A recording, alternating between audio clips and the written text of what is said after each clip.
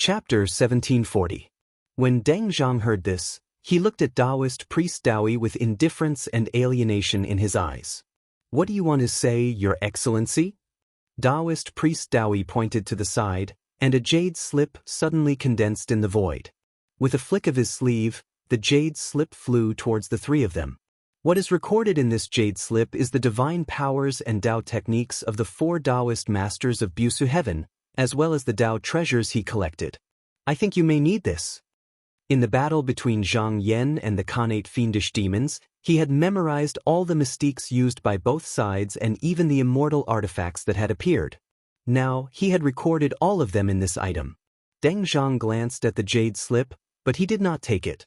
Instead, he looked straight at Taoist priest Dowie and asked, "Why did you give me this?" Taoist priest Dowie smiled gently and said, "I just want you to remember a favor from me." He knew that according to the way the heartless Taoists acted, they would definitely be hostile to him after deducing his identity. However, he did not care about what they thought. As long as he could achieve his goal, nothing else mattered.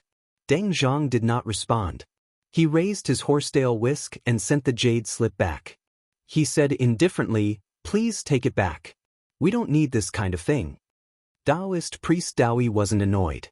With a smile on his face, he said, "If that's the case, I won't disturb you any longer. Perhaps we'll meet again in the future." After saying that, he bowed and disappeared. Deng Zhang said in a deep voice, "You two Tao masters should have seen through this person's identity." Yin Ping and Xiao Mu both nodded. After examining the qi of the Tai golden bead, they could almost guess the latter's identity. It was undoubtedly the incarnation of a Khanate cardinal treasure. Xiao Mu pondered and said, "This should be a Khanate cardinal treasure that was born in the Qianqi heaven." In fact, there was also a Khanate cardinal treasure in the first heaven. They could be sure that it existed, but they had never had the luck to see it. It was said that it appeared before the prosperity of the Busa heaven, and it was suspected that it had obtained great fortune. Yin Ping said, "At the beginning of every era, there will be a Khanate cardinal treasure born.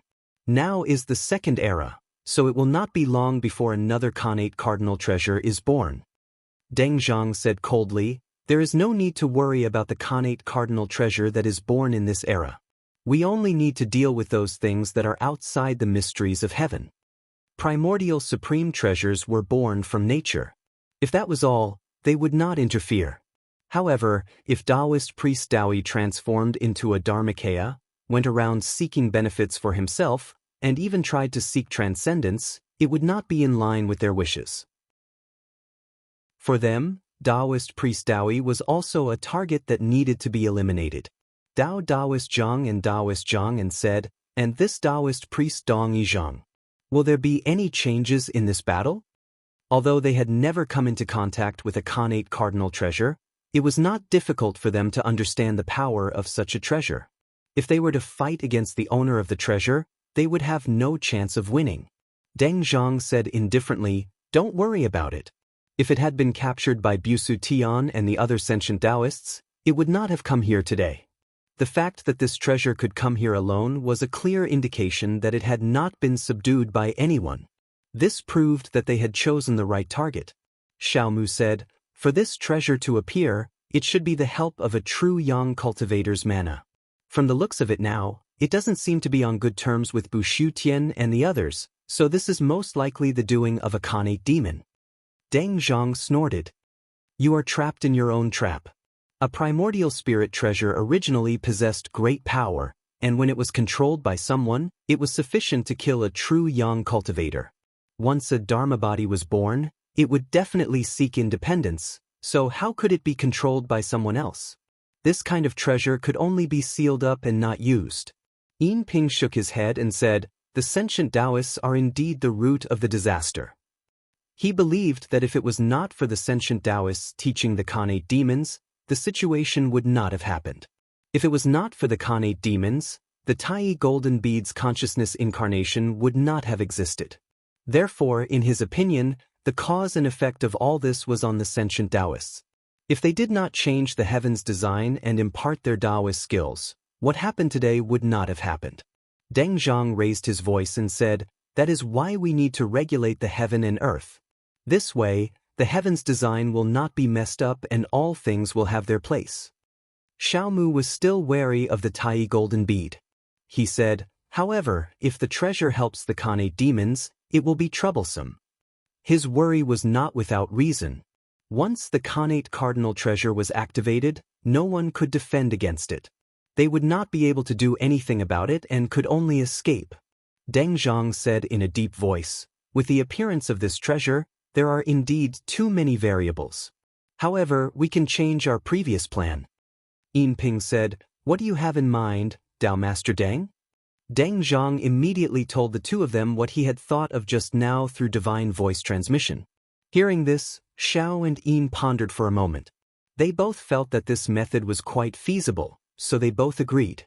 Seeing that the two of them had no objections, Deng Zhang flicked his horsetail whisk and took out an item. It appeared to be a living fish, but there was not the slightest bit of vitality in it. However, it was clear that it was a treasure. Deng Zhang opened his mouth and spat out a jade pellet. He held the pellet and felt the abundant essence qi within it. He said in a deep voice, please perform the spell with me. Yin Ping and Xiaomu became serious at the same time and focused their attention on the pellet. In an instant, a thin mist seemed to disperse from within the pellet, revealing a clear image. What appeared inside was the silhouette of the three of them, and their every move was reflected in the pellet.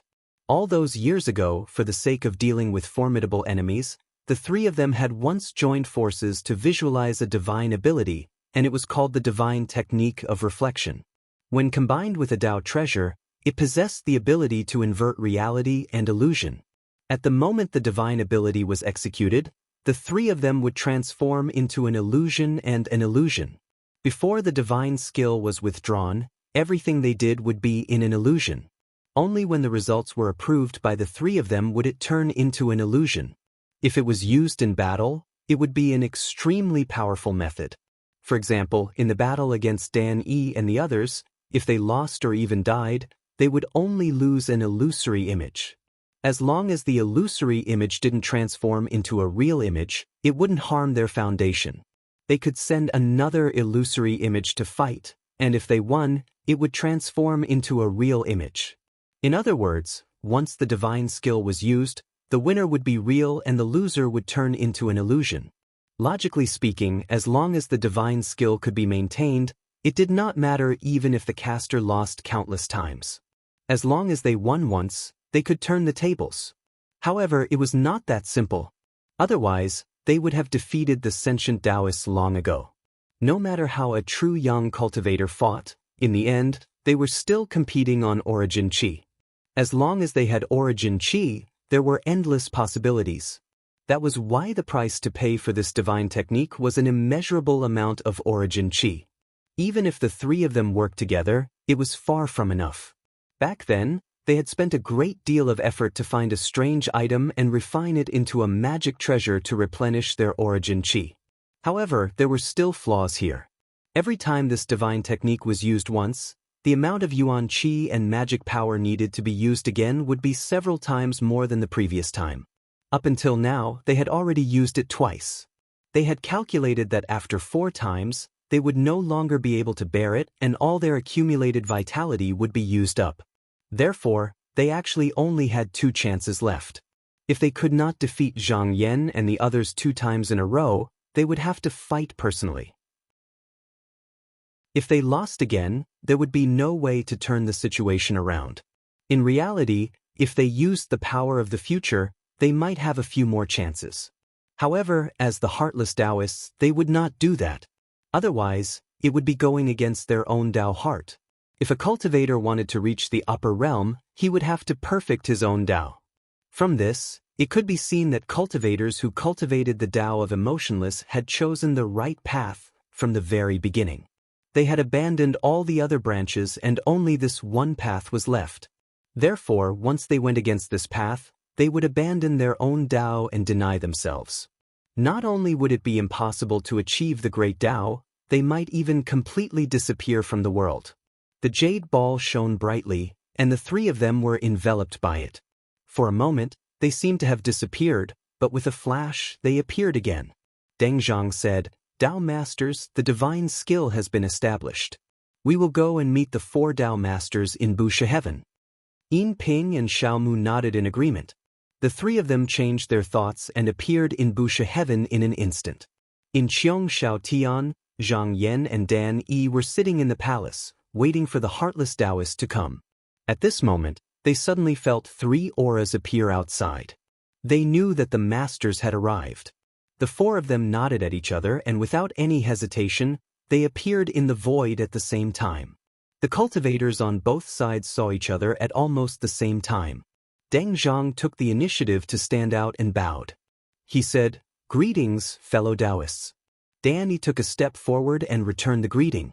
With a serious expression, he said bluntly, "This must be Taoist Deng. What are the 3 Taoists' intentions in coming here? Are you here as guests or as enemies?" Deng Zhang looked over and said, "Just now that Taoist Yin has been here, you should know my intentions. I'm here today to compete with you in Taoist techniques." At this point, he changed the topic. However, no matter who wins or loses, the fiendish demons may benefit from it. Therefore, we would like to make a bet with the Tao Masters. I wonder if the few of you are willing to accept? Danny looked at him and said cautiously, "What's the bet?" Deng Zhang said slowly, "If you lose in this battle, then you must cut off your emotions and convert to heartless Taoist techniques. If we lose, then you can do whatever you want to us." He clearly knew that in a battle between true Yang cultivators, even if one side lost, it was extremely difficult to kill the other. However, it was different if it was a bet. Sometimes, things that could not be obtained in a battle of life and death could be obtained here. If they succeeded, they might be able to let the 4 of them enter heartless Taoist techniques and turn enemies into friends. In this way, they would not have to be too afraid of the demons that might come to pick a fight. Chapter 1741. When Dan Yi heard this condition, he could not make the decision, so he discussed it with Zhang Yan and the others in the divine will. Fu Qingming thought for a while, then said, "The key is how to win, how to lose." He believed that since the other party dared to raise this condition, they must have the confidence. Putting that aside, there was a problem that could not be avoided. If the true Yang cultivators kept hiding, it would not be decided in a short period of time if they wanted to determine the winner. This was especially true for those who were adept at concealment and evasion. They could easily drag out the battle. If the other party sensed that they had failed and responded passively, not only would they never be able to determine the victor, the 4 of them would also be trapped here. It must be known that there were still great enemies outside, and this was equivalent to giving the other party a chance to regroup. Michihito Ichito also had concerns and said, "Even if we really subdued the 3 of them, the price we would have to pay would not be small. Moreover, this person said that he would be at our mercy if he lost, but if it really came to that, other than taking his life or suppressing him, what else can we do?" If Deng Zhang and the others were unwilling to listen to their orders after they lost, they might as well sever their qi activity and enter eternal silence, and they could do nothing about it. Therefore, although this condition sounded good, it might not be able to be achieved. Dan Yi was also seriously considering it. From the bottom of his heart, he was not willing to fight to the death, not because he cherished his life, but because he did not want to see the human Tao fall into a great crisis again just now after it had been revived. After all, in a battle to the death, it was hard to say how many people would be able to survive. Moreover, he also had to consider the possibility of failure. If he lost, he would definitely not switch to the heartless Tao. That way, even if he eliminated all the demons and monsters, there would probably not be any more Tao techniques to be passed down in the future, because the heartless Tao only sought his own benefits, and did not need these things at all. However, it was not a good idea to reject them directly, because it was equivalent to saying that they did not have the confidence to win. True Yang cultivators had the ability to make their wishes come true. When they visualized something, the most important thing was their mind. Even the slightest change would be reflected in the battle. If he didn't accept the bet, it would seem like he was afraid, which would undoubtedly boost the arrogance of Deng Zhang and the others. If they were to fight openly, it would be disadvantageous to them. Although it wouldn't affect the outcome of the battle, he was unwilling to let his opponent gain some benefits before the battle even started. Thus, he was in a dilemma. If he agreed to the battle, he wouldn't be able to gain much of an advantage. But if he didn't agree, it would also be inappropriate. He thought for a long time. Seeing that only Zhang Yan hadn't said anything, he said, "What does fellow Taoist Zhang think about this matter?" Zhang Yan, I think that even if we agree to this battle, there won't be any results. It's impossible to use this to settle the conflict between the two sides. Fu Qingming, fellow Taoist, you also think that it's difficult to win? Zhang Yan, not so. Fellow Taoists, I'm afraid you've overlooked someone. This person won't let us win so easily. With his reminder, the three of them immediately reacted. They looked at each other and whispered, Tai golden bead? Zhang Yan nodded slightly. It was foreseeable that once there were signs of a winner, the Tai golden bead would most likely come out to stop it. Because no matter who won or lost, the final winner would definitely have a great increase in strength. If the Tai golden bead wanted to unleash its power, it would still have to rely on its master. After all, there were only 2 Khanate demons left. Relying on its refined cultivation, it might be able to deal with 4 of them. But to defeat 7 true Yang cultivators at once, with its foundation, it might not be able to withstand it. This Khanate cardinal treasure wanted to rely on them to obtain the Zhou Huanyuan jade, so it would definitely not tolerate it. Fu Qingming said in a low voice, "Fellow Taoist Zhang, you're right. If there really is a winner, this treasure will definitely come out to stop us." Zhang Yan smiled and said, "I have an idea. Maybe we can use it." With that, he told the 3 of them his idea through the divine will. After listening, Michihito Ichido first said, "That's a good idea. This person won't accept it, and it won't gain the upper hand for no reason." Danny thought about it and also felt that it was worth a try. After a moment of discussion, he turned around and faced Deng Zhang and the other 2 again. He said, "Now that we are the masters of Busu Tian, if we lose, everything will be lost. But behind you, there is no corresponding treasure to compensate, so this bet does not seem fair." Deng Zhang knew that the other party would not agree so easily, but if they really could not come to an agreement, they would just throw away all pretenses and fight. Now, he did not mind listening to them and said, "Then what do you think?" Dan Yi's expression became serious and said, "Each of our clans will choose 1 person to fight. If I lose, then according to your words, the 4 of us will fight with you. The conditions of victory and defeat will be the same as what you mentioned earlier. If I win by luck, I don't need you to do anything, but for the next 10,000 years, the 3 of you will not be able to take half a step into Busu Tian. I wonder if you are willing to accept this proposal?" Deng Zhang thought about it. 10,000 years was just a short moment for them. Even if they lost, it was not a big deal. On the contrary, if they won, they could get the other party to agree to this bet. Especially since they were not allowed to enter Busu Tian and did not restrict their movements, they would not be at a disadvantage. He looked at Yin Mu and Xiao Mu and asked, "What do you 2 think?" Yin Ping said, "This proposal is likely to be to buy time. Maybe within 10,000 years, this person will have the confidence to come up with a method to restrain the 3 of us." Xiao Mu thought about it and said, "Could it be a primordial paragon treasure of this era? If we can get our hands on it, it is possible." But Deng Zhang rejected it. How can a primordial paragon treasure be so easily subdued? Even if there is a method that we do not know, it is not something that can be done in a short 10,000 years. Moreover, we do not need to worry about this matter. I am afraid that Taoist Dawi is even more anxious than us. If he insists that he can defeat me, then... He did not continue because he did not think that there was anyone on the other side who could do this. Yin Ping said, "There is one more thing. This person has occupied Busu Tian. If he obtains the Zhou Huanyuan jade within 10,000 years, then there will be one more person. It will be very difficult to defeat him." Xiao Mu pondered and said, "This is not impossible. Did the 2 Dao masters notice that in the agreement, it only said that we are not allowed to enter Busu Tian, but it did not say that disciples of the younger generation are not allowed to enter. At that time, we can also send disciples to search for it. Regardless of whether they can obtain it or not, there is still a chance." Deng Zhang nodded. It was impossible for the other party to ignore this point. Whether it was to prevent them from refusing, so they simply did not mention it, or to deliberately open up an opening, he could not tell for a moment.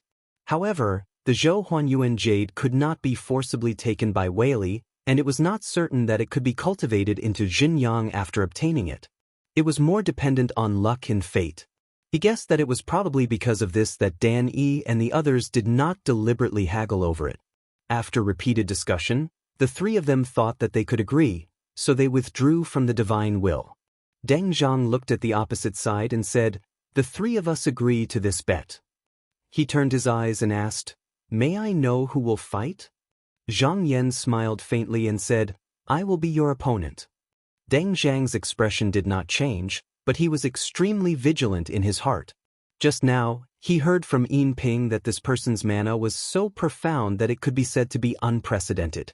At this moment, standing here, he found that it was indeed not an exaggeration. This person's chi dynamic was grand and majestic, almost like the vast void, as if it could accommodate all things. This was undoubtedly an extremely tyrannical opponent. He pondered for a moment and looked back, his gaze stopping on Xiaomu. The latter nodded at him and stood up. He cupped his hands and bowed to Zhang Yan. It was obvious that he would be the one to represent Zhang Yan in this battle. Zhang Yan sized up this person. This cultivator had two swords hanging behind his back, emitting a black and white brilliance. His whole body was full of killing intent, but he could feel that even though their chi dynamic was different, he felt that the three of them were extremely similar. His judgment was very accurate. The three of them originally came from different sects, and the cultivation techniques they cultivated were also different. However, after entering the true Yang realm, after verifying with each other, they all relied on the divine art of reflection. This was because the Heartless Tao only took one. This was not to say that there was only one Tao technique to learn, but because the Tao of the Heartless Tao was almost the same, there was no room for any extra changes. Therefore, the more one cultivated, the fainter the individual's mark would become until it could not be seen, and in the end, it would be the purest one. Therefore, after the three of them joined forces to fight the enemy, their Tao techniques gradually became the same. This process was actually not considered short, and to reach the point where it was almost the same, at least 1,000,000 years had passed. Also because of this, no matter which one of the three fought, it was the same. If one won, it was equivalent to winning, and if one lost, it was equivalent to losing. Because of these reasons, since the first era, there was a rumor that if the Heartless Tao was cultivated to the highest realm, then only one person would be left. Other than that, nothing else would exist. At this moment, Xiaomu was also staring at Zhang Yan, the two swords floating behind his back. This was a Tao artifact that he had personally refined with precious materials. The first was called Collapsing Heart, and the second was called Destroying Form. It was not the best Tao artifact, but it was very convenient, and it was very compatible with his cultivation. Hitting the enemy with one sword was nothing, but if both swords hit, there was a certain chance that the karma of the enemy would be severed, forcing the enemy to leave behind a divine art, or even the past. In reality, even if the true Yang cultivator's divine art was taken away, as long as he still had the Wei Li, he could still use various mysterious methods through visualization. However, the accumulation of the past was not something that could be done in a day. For example, if the innate demon's fundamental sutra was broken by someone, then his strength would immediately drop by half. If even the sutra was erased or even returned to a blank state, then he would no longer be able to compete with others. It could be said that once he obtained this Tao art, he would become stronger the more he fought, and his opponent would become weaker. And if he won, then there was a high chance that his opponent would be subdued by his Tao art and unknowingly step into the Heartless Tao. In the past, when the sentient Tao people fought with the three of them, they were especially afraid of his two swords. Today, let's see if this person can endure my divine abilities wear down. Thinking of this, he made a move in his heart, and the two swords behind him suddenly rose into the sky. Then, with a flash of sword radiance, they were instantly in and out of the 10,000 worlds, hiding the murderous intent in the heavens. Chapter 1742. As soon as the two swords appeared, Xiao Mu withdrew from the divine art of illusion and reality with a thought. No matter how many people used this divine art, as long as it was used in battle, it would consume everyone's origin qi and magic power. In a one-on-one battle, he didn't think he needed to use this divine art. Deng Zhang and Yin Ping didn't try to persuade him because they also thought the same. In a battle between true yang cultivators, it was extremely difficult for one side to kill the other, so there was no need to use this divine art. Moreover, with them watching from the side, even if there was a life and death crisis, they could immediately help. At the very least, they would just have to admit defeat. Because of this change, Zhang Yan also noticed a trace of difference at this moment. In his senses, at the beginning, the auras of the three people were a bit blurry and illusory, but now only Xiao Mu's had become clear and real. He deduced that this was a layer of secret art that was used in a life and death battle, but they didn't need it now, or it wasn't worth using it in a one-on-one battle, so they withdrew it. From the looks of it, the other party's goal was to win, and not to take his life. However, he didn't think this way. If it was possible, he wanted to find a way to kill this opponent here. If the other party had one less person, then the advantage they had was not just a little bit. These thoughts flashed through his mind in an instant. He felt that although the other party's two swords were lying in ambush, there seemed to be a strong threat coming from everywhere in the void. He knew that this thing wasn't simple, but before coming into contact with it, it was difficult to know how profound it was. Thus, with a thought of his divine will, the glazed lotus cup had already appeared. Along with the sound, strands of sparkling and translucent spiritual light descended, surrounding him. Not only that, he also flicked his sleeve, summoning the void-concealing jade embryo, the god-dashing heavenly scale, the brilliance-linking tablet, and even the pure yin-yang seal. These magic treasures flickered with spiritual light, appearing around him one by one. He believed that he still couldn't figure out the enemy's specific means. Even if he used the secret killing method immediately, he might not be able to succeed. Therefore, he planned to use the Taoist treasure to fight the enemy first. After he found out the enemy's strength and had a certain degree of confidence, he would take action. Xiao Mu's aura couldn't help but freeze when he saw Zhang Yan release numerous Dao treasures in succession.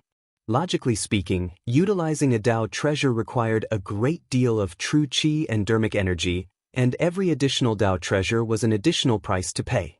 However, this didn't apply to Zhang Yan. With his abundant dermic energy, he was entirely capable of utilizing numerous Dao treasures at the same time. Although Taoist treasures had to be focused on one in order to reveal their true power, it would be another matter if there were a large number of Taoist treasures. After all, the Weili in Taoist treasures was not just for decoration. After a quick glance, he felt slightly relieved. His opponent seemed to have a lot of Dao artifacts, but most of them were used for protection. There was only one Dao artifact that was purely used for killing, and he recognized it. Yin-Yang Pure Seal. A trace of fear appeared in his eyes when he saw this Dao treasure. This was a famous offensive Dao treasure in the First Era. Many mighty cultivators had died directly or indirectly because of it. He had once experienced its power, and he knew that if his Dharma body was struck by it, it would be melted into a segment of the past and future, and then it would be refined and killed. If he controlled this Dao treasure, he didn't need to use any divine ability or secret method. Just by relying on this Dao treasure, he had a great chance of killing a peer. He felt that he had to be more cautious in front of this Dao treasure. There was no need to rush to attack first. Otherwise, he might be defeated if he wasn't careful. Thinking of this, he used his divine will to visualize. In a flash, another Xiao Mu stepped out, and after it appeared, it merged with him again. This was also one of the variations of the divine technique of reflection. It was called divine image projection, but it was formed by a part of his primordial qi and dharma power. Whenever there was an external force, it would first land on it, and it wouldn't affect the real body. The purpose of this technique was to defend against some Dao treasures that could kill or even suppress mighty cultivators in an instant. Although after using it, a part of the primordial qi would be permanently lost, it could be cultivated back in the future. It was better than losing his life. However, after doing this, he realized that the current situation was still very tricky. This was because Zhang Yan had many protective Dao treasures. Even if the Sword of Destruction and Sword of Destruction landed on him, it might not be able to do anything. He had to slowly wear it down. However, this didn't mean that he didn't have a chance. From his point of view, Zhang Yan was controlling so many Dao treasures that it was impossible for him to use other divine abilities or secret methods. In other words, his attack method was relatively simple. As long as he didn't get hit by the Yin-Yang Pure Seal, he wouldn't be much of a threat. Therefore, in this battle, patience was needed. There was no need to rush to win, but to slowly find an opportunity. On the other side, Zhang Yan was also observing his opponent. True Yang needed to verify each other in order to improve. Although he didn't use the emotionless Dao technique, he could use the variations of divine ability as a reference. Just now, he saw that Xiao Mu had transformed into another figure.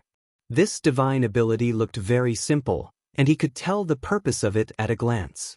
However, at the same time, he also judged that in order to control this divine ability well, it must be built on a foundation of abundant primordial qi. This undoubtedly meant that the opponent didn't lack primordial qi. He should have treasures or external medicine that could replenish primordial qi. Otherwise, if he was hit a few times, he might lose his ability to fight. Apart from that, the opponent's qi dynamic was always in a state of wandering, and it was very difficult to control it. This meant that this person had rich battle experience and was even harder to deal with than those innate demons. His eyes flickered slightly.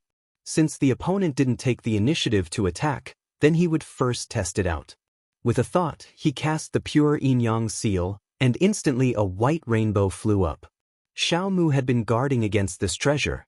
At this moment, when he saw that something was wrong, he wanted to avoid it, but at this moment he suddenly realized that he was standing on top of a big hand made of Xian Qi.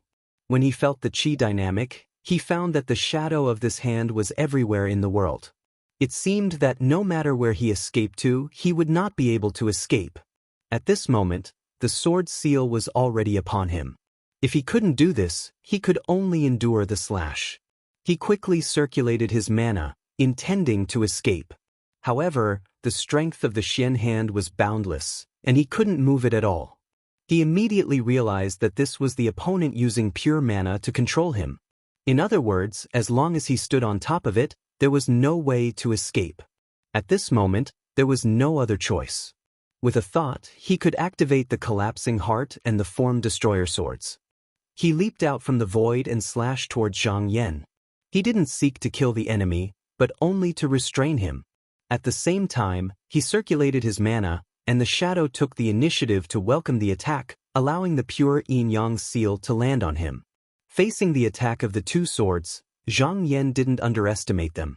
The glazed lotus flower cup and the sky concealing jade membrane released a clear light, blocking the blades. The two swords didn't succeed, and in a flash, they escaped again. However, he found that his control of the two treasures seemed to be a little shaky. Although the change was very small, it was still there.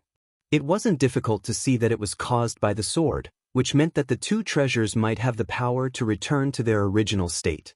If that was the case, if he kept using treasures to welcome it, it might become an ownerless treasure in the end. He couldn't help but think in his heart, if the sword comes again, I might be able to use another method to block it, and I can also use this opportunity to test the profound technique divine ability. On Xiao Mu's side, the split shadow was struck by the pure Yin-Yang seal, and he felt that his qi was being continuously slashed, and it disappeared in almost a breath's time. At the same time, his cultivation was permanently damaged. However, this was still within the range that he could endure, and even if it happened dozens or hundreds of times again, it wouldn't harm his foundation. At the same time that he blocked the slash, he mobilized all the mana in his body, and with a forceful struggle, he broke free from the large hand. However, at this moment, when he looked again, his heart trembled, because the large hand had actually disappeared, as if just now, what he was experiencing now was just an illusion. He couldn't help but frown. He couldn't figure out how the large hand of Xian Qi had grabbed him, so he didn't dare to stand in one place anymore. Instead, he used the evading body divine art divine ability and instantly sank into the countless worlds. At this moment, he existed in every world sky, but none of them were complete. No matter which world sky was destroyed, it wouldn't be able to touch him in the slightest. Only if all the world sky were destroyed would he be forced out. But in that case, the mana that the opponent had to pay would be far more than what he could use. Even if the opponent was really willing to pay such a price, the Void Primordial Sea and the Busha Heaven world were endless, he could still find someone else to borrow. When Deng Zhang and Yin Ping saw that Zhang Yan had forced out Xiao Mu's evading body divine ability, they were also surprised. However, both of them agreed that the situation would fall into a stalemate, and they were afraid that it would take a long time to see the outcome of the battle. Deng Zhang thought for a while, then looked at Dan Yi and the other two and said, "Fellow Taoists, I would like to ask a question. I wonder if fellow Taoist Zhang's Tao arts, did he open his own door, or did he inherit it from the predecessors?" Danny replied, "Fellow Taoist, please forgive me, I can't tell you about this." Deng Zhang didn't get angry, and only said, "Since fellow Taoist is not willing to say clearly, then forget it." Danny looked at him and said, "I also have a question here. It was already a blessing that you were able to escape from the cycle of time, and now that you have picked up the karma again, aren't you afraid of attracting another calamity?" However, Deng Zhang said calmly, "The so-called calamity can be caused by people, and it can be extinguished by people." He didn't just say that, but he really thought so. As a heartless Tao, he believed that all things could be subdued, and if all unexpected changes were cut off, even heaven's secrets could be controlled in the palm of one's hand. Danny sighed, "Want to calculate heaven's secrets? It's not something that we can do." Deng Zhang said indifferently, "This is where the difference between our two sides lies. If there are no more Tao arts of emotion in the world, and heaven's secrets are all obedient, then once the law of fate arrives, the heartless Tao arts can be cultivated to the highest state, and calculating heaven's secrets will not be a difficult thing." Dan Yi shook his head, and admitted that this path was indeed feasible, but if it succeeded, in the end, humanity would definitely be destroyed, and all things would be destroyed, except for one person, and he would definitely not take it. And just as the two of them were talking, the originally stable situation of the battle suddenly changed drastically. Chapter 1743. When Zhang Yan saw that Xiao Mu had hidden himself, he knew at a glance that his opponent was planning to fight for a long time. If he fought him normally, he would have to fight for hundreds or even thousands of years. However, he happened to have a way to restrain him. He gathered his thoughts, and the Xian Qi hand appeared again. This time, it grabbed downwards, as if it was stirring the river of stars. In an instant, it passed through the myriad of worlds. In the next moment, the spectators were shocked to see Xiao Mu being pulled out by the giant hand, and it wasn't just one of them that was caught, but all of the tens of thousands of clones that were hidden in the various worlds. However, they were all one, and since all of them were captured, the main body was naturally forced out as well. Zhang Yan's Xianqi hand was condensed from his visualization over the years, and he used some kind of forbidden secret technique in the Kuan residence. It could be said that there is no place to come from, no place to go. If you know it, you will appear, and if you see it, you will be there. If you don't know how to avoid it, you won't be able to escape. The only flaw was that he hadn't condensed it for a long time, so it only had a moment's power. As long as the opponent had enough mana, it wouldn't be difficult for them to escape. However, this flaw was filled by the pure yin-yang seal. Although it was only a moment's delay, it was enough for the treasure to hit the opponent. Although Xiao Mu was forced to show himself, he wasn't at the end of the line yet. He knew that the pure yin-yang seal would hit him, so he didn't wait for the treasure to hit him. He summoned another image, and when the white light flashed past, he successfully blocked the attack. Zhang Yan saw him dodge, but his expression didn't change. Just now, Xiao Mu could use this method to avoid the attack of the pure yin-yang seal, so it wasn't difficult for him to do the same. However, this kind of magical power wouldn't come without a price. Every time he dodged, he would kill, and it depended on how long he could withstand it. Although Xiao Mu escaped, He also understood that this method of concealment was probably useless in front of his opponents. It wasn't like he hadn't encountered this in previous battles. There were always some opponents who could restrain his methods, or even suppress him to the point where he couldn't fight back. Fortunately, this was not all he had. The three of them usually cultivated separately, but the divine art of reflection was a common method, so they could borrow each other's magical power. However, this was after all not cultivated by themselves. Every time they used it, they used a lot of vitality. Fortunately, there was a Taoist treasure here that could replenish vitality, so they could sustain this consumption. Among the three of them, purely in terms of the method of concealment, Deng Zhang's magical power was the most brilliant. His method was called seeing the wrong way, which was a secret method derived from the heartless way. As long as it was used, the heartless way would split into two, and the heartless way and the heartless way would stand opposite each other. As long as one did not cultivate the heartless way, they would never be able to touch this way. The three of them had used this method to avoid the pursuit of the heartless way many times. However, Xiaomu himself could feel that if they continued to cultivate like this, if they really climbed to the upper state, perhaps their qi, cultivation methods, and even their thoughts would eventually merge into one. Their traces in the world would be erased, and only a more complete body would be left. Even so, they would still climb to the upper state of the Great Way, so when that day came, he wouldn't hesitate at all. At this moment, he revolved his mana and borrowed this mystic art. Then, he revolved his mana and stood still in the air. Zhang Yan manipulated his qi to go up and grab, but when he pressed down, it was like passing through a shadow, and he couldn't touch the opponent at all. His eyes flickered, and he found that although the opponent's qi dynamic might not be there was a feeling of emptiness, as if the opponent no longer existed in the world. He immediately knew that this must be some kind of magical power, but as long as it was a magical Taoist technique, it was impossible for it not to consume mana and vitality, and this kind of mysterious magical technique was even more so. The opponent would definitely not be able to stay in it forever, so there was no need to find the way to break it. All he had to do was to wait patiently. When Xiaomu borrowed the magical power to avoid the attack, he was also thinking of a way to break the situation. It was not appropriate to hide blindly, only by exerting enough pressure could he solve this predicament. Although his attack was the most incisive, the opponent had too many magic treasures, and he didn't have much of an advantage. If he wanted to offset the disadvantage, he could only use more magical power. After thinking for a while, he thought to himself, "At this moment, I can only borrow that kind of method first." After making a decision, he immediately visualized and obtained the Weili from the divine inspection technique. This time, he borrowed an endless desolation domain that Yin Ping visualized. In addition to hiding himself, this method was more used to seal the opponent. Although it could only trap the opponent for 10 breaths at most, it was precisely because of this that it was easy to achieve just now, and once the opponent was restrained, he could calmly deploy his means. When he moved here, both Deng Zhang and Yin Ping also noticed it.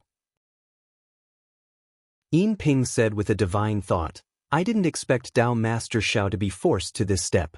If the magical power borrowed from us is still useless, the chance of winning this battle is not big." Deng Zhang said, "It's hard to know the result until the end." He pondered for a while. "The more magical power borrowed, the more flaws there will be. You and I just have to be ready to rescue at any time." Yin Ping replied, "Understood." Xiao Mu paused for a few breaths before he prepared to make his move. It was just that borrowing divine arts consecutively was not without its cost. The more divine arts he endured, the greater the pressure. From this moment onwards, every move he made would require at least a few times more transcendental energy than before. This would continue until he returned the divine arts.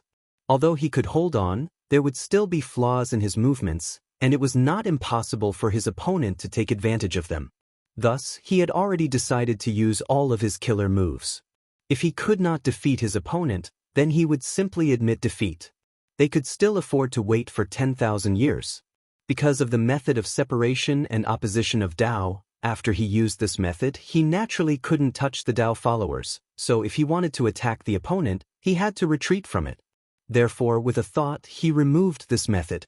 At the same time, he circulated his mana and pushed the endless desolation domain, which shone into the real world. Zhang Yan had been paying attention to the opponent's movements. When he suddenly felt the opponent's qi dynamic appeared again, he knew that the opponent was about to make a move. However, at this moment, he realized that the person's qi dynamic that was originally wandering seemed to have stopped for a moment. His eyes flashed and immediately caught this flaw. He used his spirit and repeatedly deduced the location of the opponent's real body. Unexpectedly, this time, it was so smooth. The opponent seemed to be unprepared for this, and almost in an instant, he had calculated it. But before he could make a move, the surroundings suddenly darkened. He actually couldn't feel anything for a moment, as if he was isolated from everything. Without thinking, he knew that he was definitely trapped in some kind of forbidden space. After a brief calculation, he realized that it wouldn't take long for him to get out of this place. It was just that the opponent had spent so much effort to trap him into this place, so there must be other tricks waiting for him. He immediately realized the opportunity here. If it was someone else, perhaps after being trapped, it would be hard for them to know what was happening outside. But he was different. He still had the body of strength outside. He could still observe the battle situation and use this to suppress the opponent. He might even be able to kill the opponent. Therefore, with a thought, at the barrier of heaven and earth, a pair of deep and serene eyes suddenly opened. It penetrated through layers of barriers and looked towards where the two of them were fighting. At this moment, Xiaomu used the form destruction and heart devastation swords to ambush at a place where the qi dynamic was hard to detect. He also created countless illusions. Once the endless desolation domain was withdrawn, he would go forward to kill. He didn't expect to finish off the opponent in one go. But if he couldn't this time, he would once again trap the opponent in the endless desolation domain and wait for the next opportunity. With enough qi to support him, this cycle repeated over and over again, he would eventually find an opportunity. In the past, when the three of them fought, they always did this, but now it was his turn to do this. 10 breaths passed in the blink of an eye. He no longer maintained the endless desolation domain. He withdrew his divine ability and withdrew it. But just as he was about to take advantage of the situation and use his sword, he suddenly felt an unprecedented feeling of horror in his heart, as if he would lose his life in the next moment. He had a bad feeling.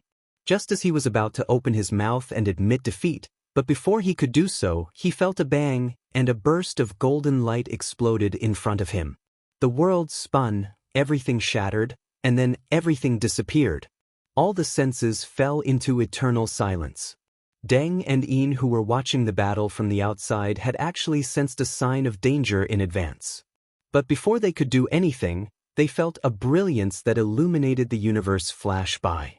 When they looked over once more, they saw only Zhang Yan standing alone in the sky, whereas Xiaomu had already vanished without a trace. It was even to the extent that they couldn't sense the slightest bit of Xiaomu's aura. Obviously, Xiaomu had lost. Both of them were extremely shocked in their hearts. After staying silent for a long time, Deng Zhang finally stood out, cupped his hands, and said in a low voice, "Since we've lost this battle, we'll naturally abide by the agreement. We won't take half a step into Busu Tian for the next 10,000 years."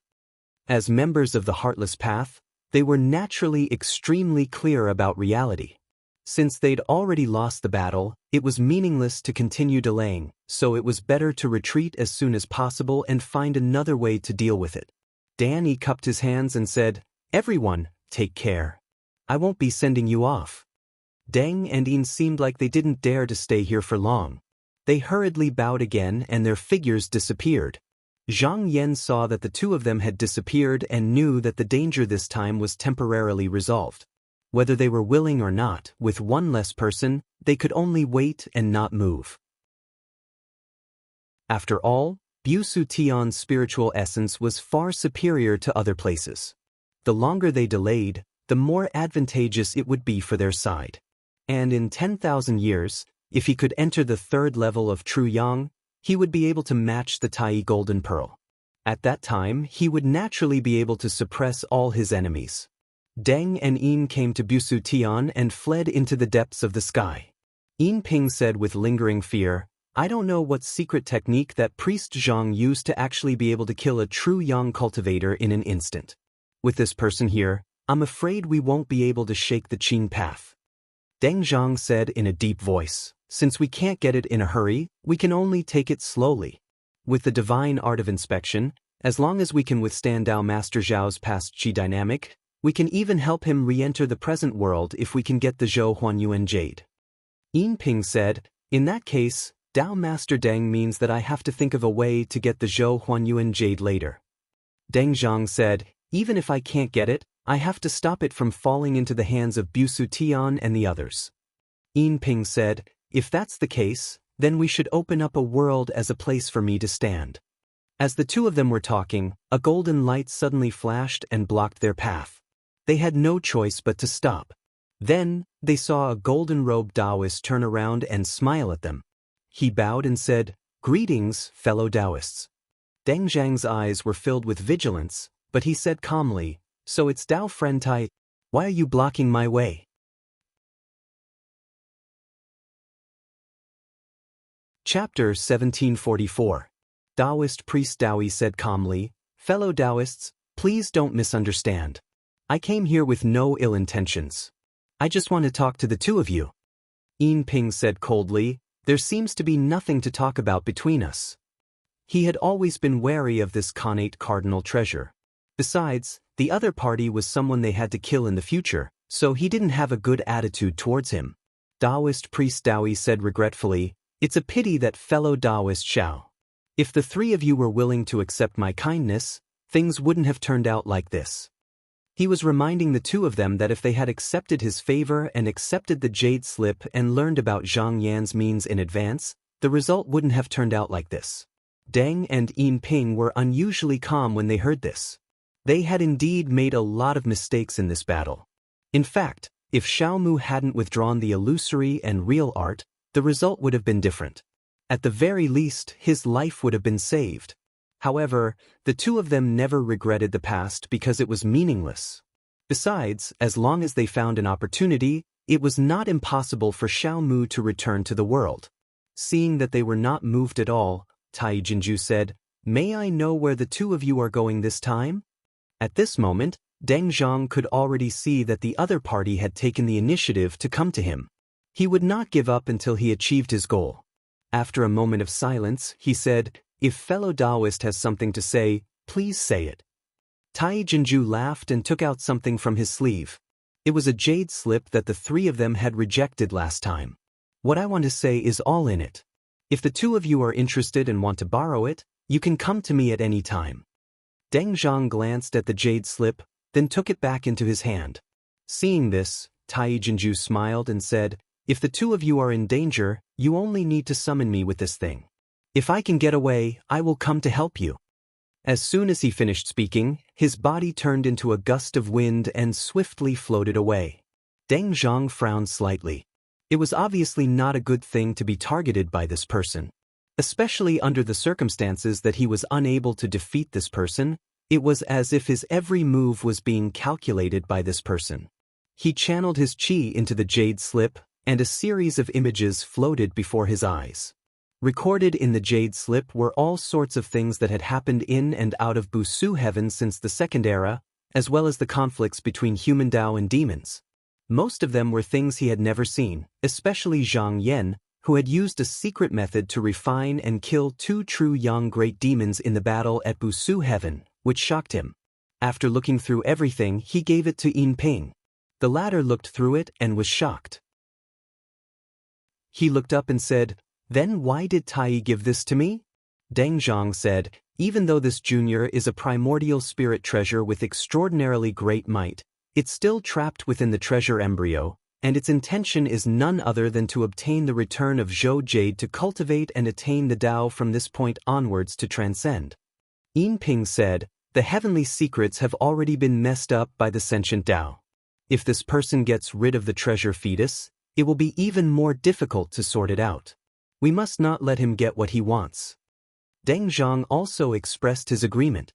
Although the Tai golden bead had promised to help them in a critical moment, he understood that this kind of thing was not without a price. If he really did that, he would be inextricably involved with this treasure.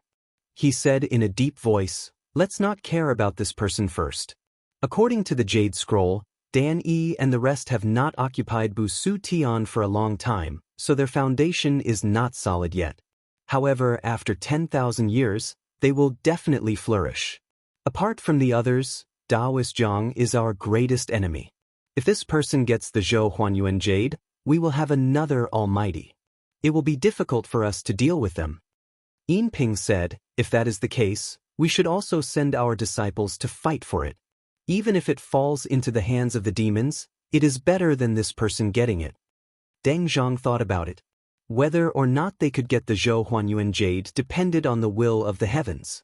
Even if a true Yang Almighty came personally, it would be useless. They could only try their best. Thus, he said, wait for me to find a place to settle down. Then, I will find a suitable disciple and send him to Bu Su Tian to wait for the right time.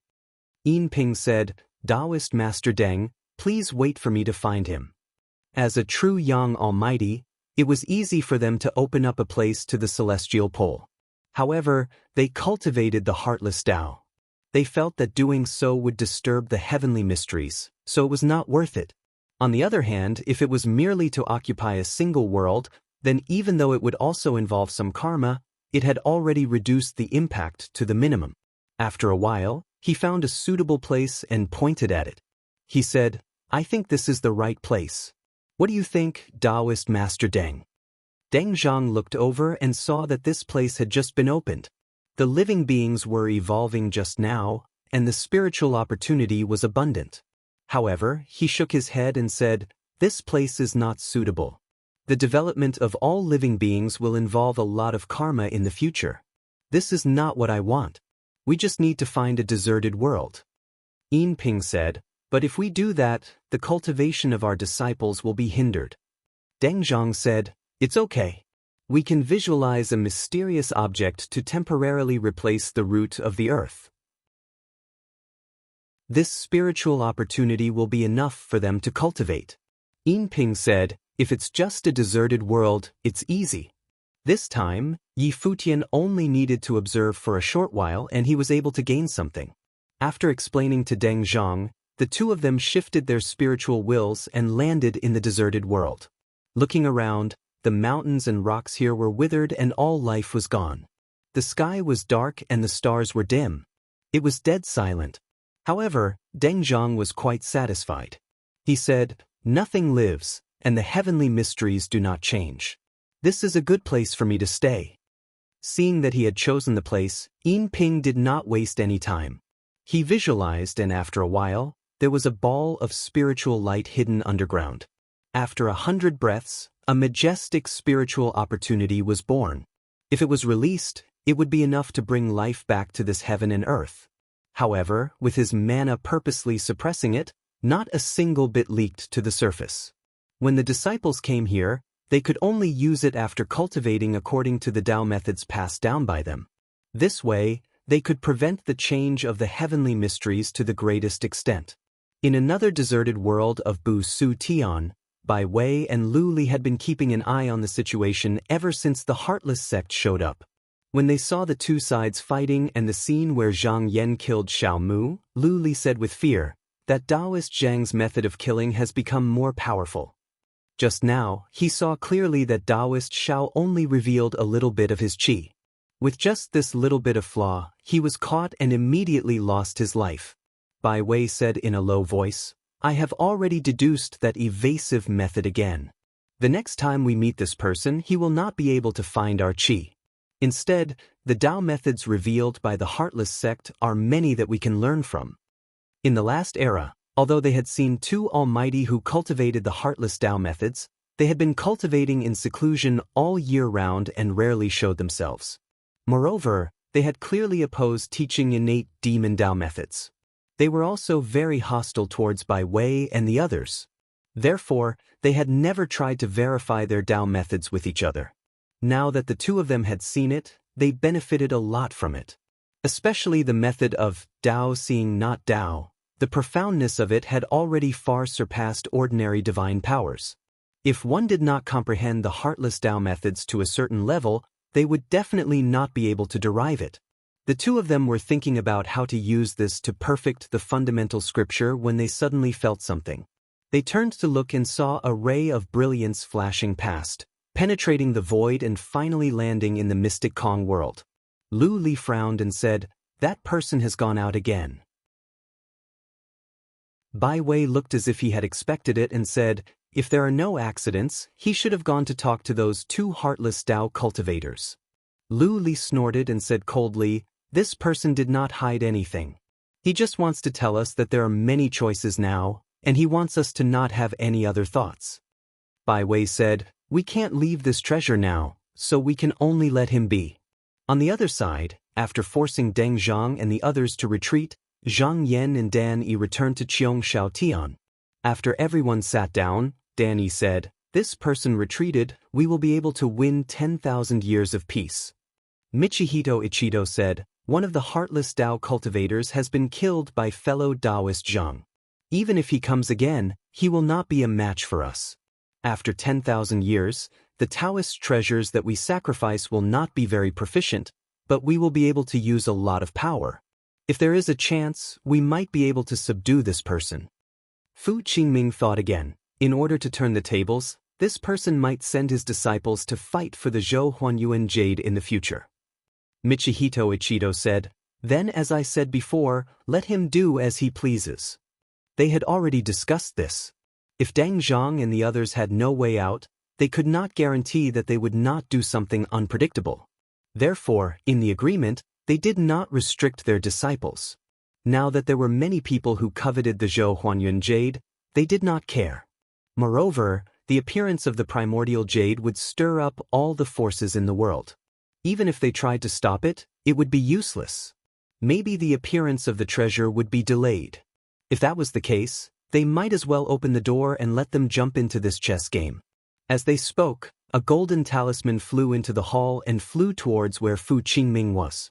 When he saw it, he recognized that it was a message from Zhao Heng. He knew that there must be something, so he grabbed it in his hand and opened it for a while. Danny asked, "What is it?" Fu Qingming waved his sleeves lightly and sent the golden talisman over. He said, "It's not a big deal. Previously, we've discussed that we can allow those who have no intention of cultivating to devote themselves to the path of divinity. I've already told Zhao Heng about this. He's very efficient and has already rearranged the positions of the deity.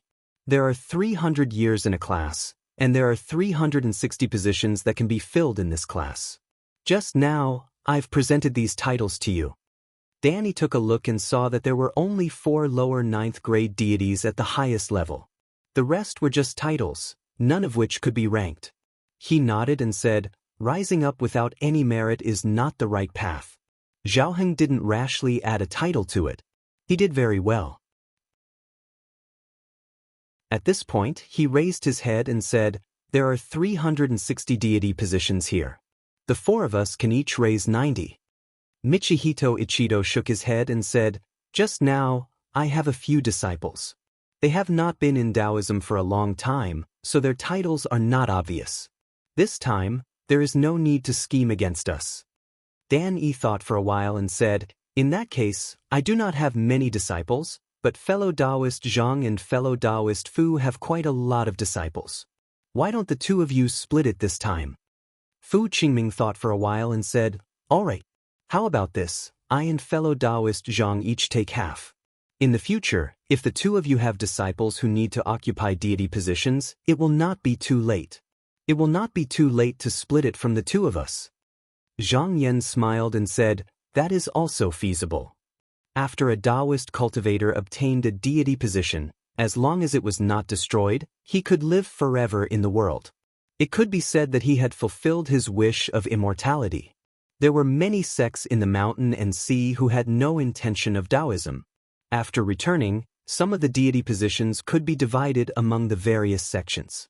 However, most of the people who could enter the grotto heavens had extraordinary aptitudes. Some of them were even big shots in charge of a region. They would definitely not listen to the orders of external gods. Therefore, the deity positions would mostly fall on the junior disciples.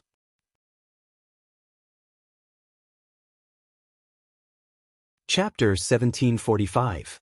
Zhang Yan took his leave from the high sky heaven, but did not return to the Xinyuan heaven. With a thought, he landed in the mountain and sea realm.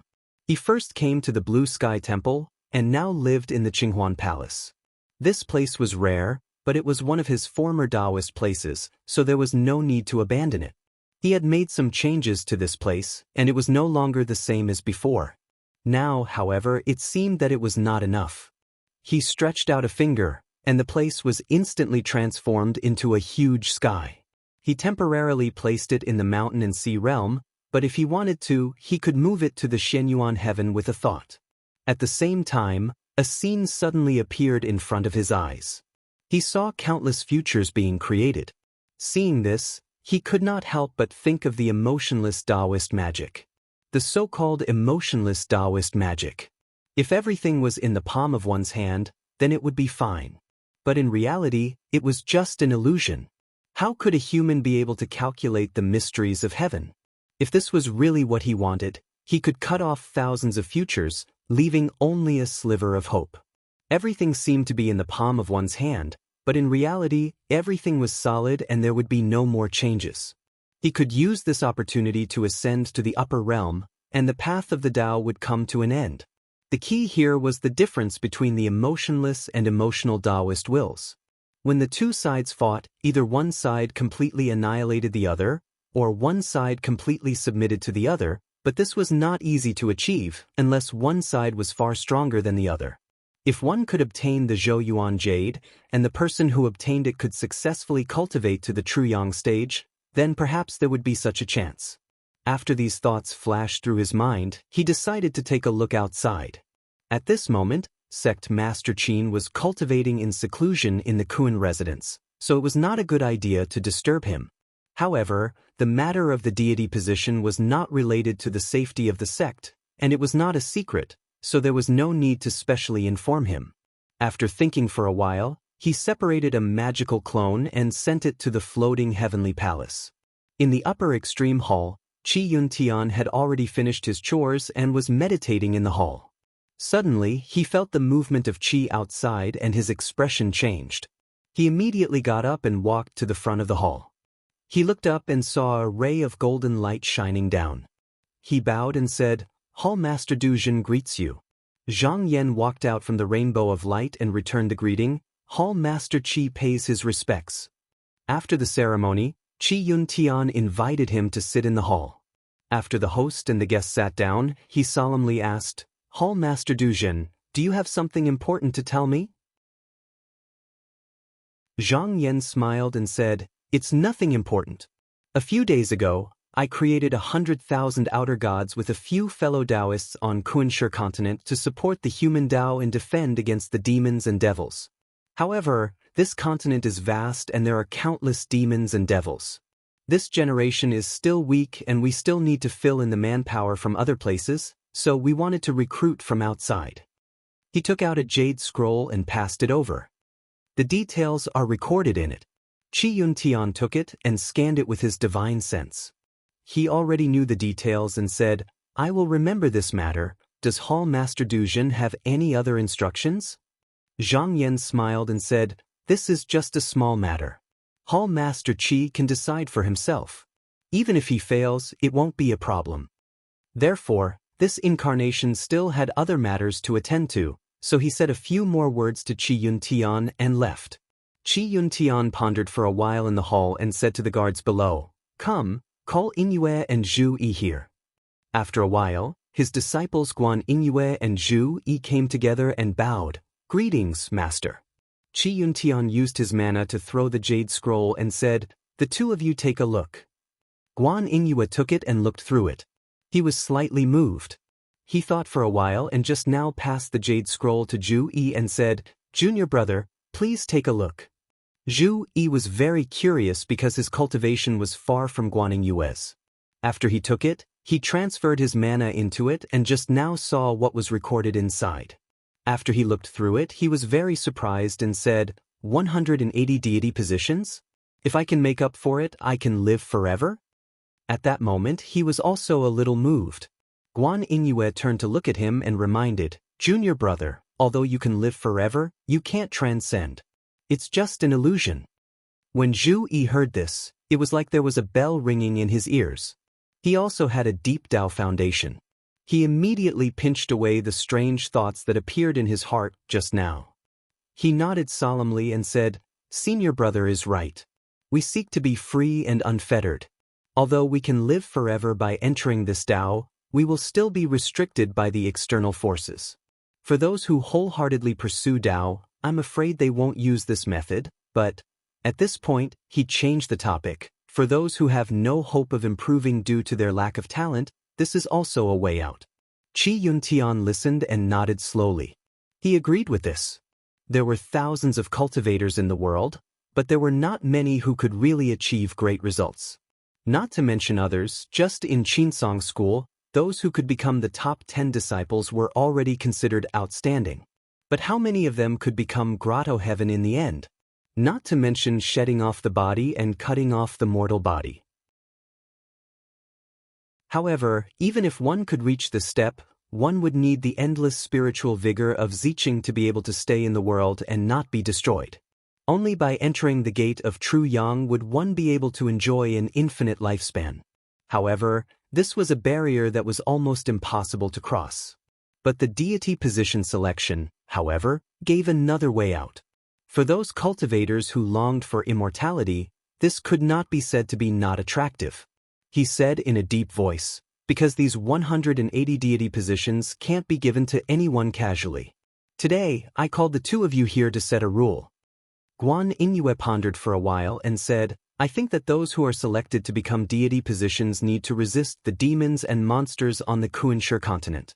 This is not an easy task, they must have strong willpower." He saw that the Jade Scroll said that the Kunshe continent had just prospered and there were demons and monsters everywhere. He knew that even if he ascended to the deity position, he might not be able to rest easy. There were rules here, and if he repeatedly violated them or slacked off on his duties, he would be expelled. This was not as simple as losing their deity position. Even the mana that they had cultivated before would dissipate completely and they would be completely reduced to a normal person. Therefore, it was not something that anyone could do. The first people to be selected were those who had a good temperament, but because of their talent, external medicine, and other reasons, they could not enter the sect. Zhu Yi said, "It's just that these disciples have strong Taoist hearts and are valued by their teachers and peers. I'm afraid they would rather reincarnate and cultivate again than enter the path of godhood. In my opinion, why don't we let the elders in the sect recommend them and then choose a suitable person from among them? However, we need to make it clear in advance that those who covet wealth and happiness cannot enter this sect." There were many cultivators who cultivated Taoism just to live a long life and enjoy life. However, with such thoughts, they usually only had hundreds of years of happiness. When they reached the end of their lives, they would be terrified and desperately seek the method of the upper state. This generation had no hope of Taoism. Now that the deity position was opened, this generation saw another path and would definitely break their heads to enter. However, the more one was of this generation, the more undesirable it was. Guan Inyue said, "Just from the needs of those external gods, the mystic cultivators of the East Wilderness are very suitable for this position." Zhu Yi thought about it and felt that it was true. This generation's lifespan was not long and mystic cultivators did not cultivate to live a long life. One of their important duties was to be in charge of war and killing. In fact, it was a good choice to use them as gods. However, he was quick-witted and thought more. He said, "After all, the countries of the East Wilderness and I are only two families. We can't treat them equally, but we can't ignore them either. I think we can give them some, but we can't give them for free. We need them to exchange for it with something good. The higher the price, the better." Guan Inyue said, "There are a total of 180 deity positions. Our sect will keep 100 of them and the rest can be given to people outside the sect." Qi Yuntian nodded and said, "As for the details, I will pass it to the two of you. Just show it to me later." Guan Inyue and Zhu Yi quickly bowed and said, "Yes, master." Qi Yuntian then said to the warden in the hall, "Later, take my message talisman and send messengers to each sect. Tell them that the Qinsong school has something to discuss with them. The warden also bowed and said, "Disciple will remember." After Zhang Yan's incarnation left the floating heavenly palace, he headed north. This time, he felt that one of his disciples was fated to enter the Tao in this life, so he personally came to take him back to the sect. Although several of his disciples had reincarnated, it didn't mean that they would be fated to enter the Tao in every life. Although he could use his magical power to reverse the situation, sometimes fate was important. If one followed fate, they could avoid many twists and turns on their path of cultivation. Not long after, they saw a stretch of green mountains. In the middle of the mountains, there was a big city surrounded by clear air. Ever since the Qinsong school occupied the northern frigid abyss, they built more than 100 big cities in this vast land. They settled the people of the 9 cities in these cities. If the cultivators in the sect reincarnated, most of them would land in these cities. These people had been bathing in spiritual energy since they were in the 9 continents. Now that they had come to the mountain and sea realm, a land of spiritual energy, after many generations, almost all of them had extraordinary talent and were far superior to ordinary mortals in the realm. With a thought, he landed on a lakeside. There, he saw many children, led by a few slightly older youths, making mud and catching crabs. They chased each other and played. There was only one child about 5 or 6 years old. His clothes were clean, and he sat quietly on a large rock, looking at the others. He glanced at her, smiled, and slowly walked over. Soon he was in front of her. The child accidentally saw him, and immediately stood up from the rock. He respectfully clasped his hands and said, "Greetings, Taoist." Zhang Yan saw that he was polite and nodded. He pointed ahead and smiled. "Why don't you go and play with them?" The child curled his lips and said, "That's too boring." Zhang Yan smiled and said, "Then what is interesting?" When the child heard his question, his face was filled with endless envy. He said, "Riding a sword through the air, flying in the sky, burrowing into the ground, going in and out of the dark, slaying demons and devils. Just now is interesting." Zhang Yan smiled and said, "That's not difficult. How about I teach you?" The child's eyes lit up, and he grabbed the corner of his robe. "Really?" Zhang Yan sighed in his heart when he saw this action of his. He recalled the past, and this little boy seemed to overlap with the figure from back then. He extended his hand and gently rubbed the boy's head. He met the pair of expectant eyes and said in a warm voice, "Really?"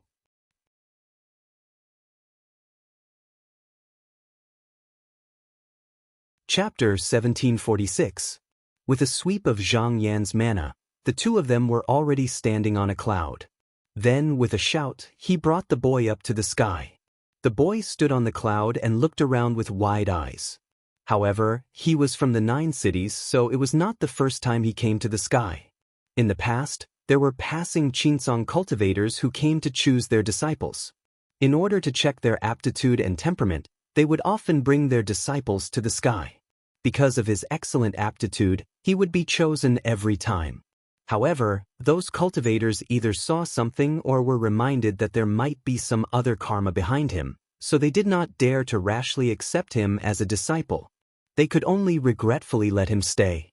The boy suddenly tugged at the corner of Zhang Yan's clothes. When the latter looked over, he looked up and said, "This is the flying technique. Can you teach me, Taoist?" Zhang Yan smiled. He waved his sleeves and a table appeared on the cloud. There were 2 items on top of it. One was a clean and shiny medicinal pellet, and the other was an ordinary-looking piece of jade. He said, "There is a medicinal pill here. You only need to take it and you will immediately have the ability to fly in the sky and burrow into the earth. You can rely on this to live a free and unfettered life. There is a chant in the jade scroll that you need to practice diligently. If you learn it, you may also have the ability, but it will probably take decades." His disciple's aptitude in this life was not bad, but merely having good aptitude was useless. He also needed to have a tenacious and indomitable Tao heart. This was a test. If he could pass, then he could continue the fate of master and disciple in this life. If he could not, then he would rather continue waiting. It was better than being like Dugahang, endlessly rotating through life after life without any success. The boy looked at this and that, biting his finger as he thought. But not long after, he ran over and picked up the jade scroll. Zhang Yan asked, "Why did you choose this item?"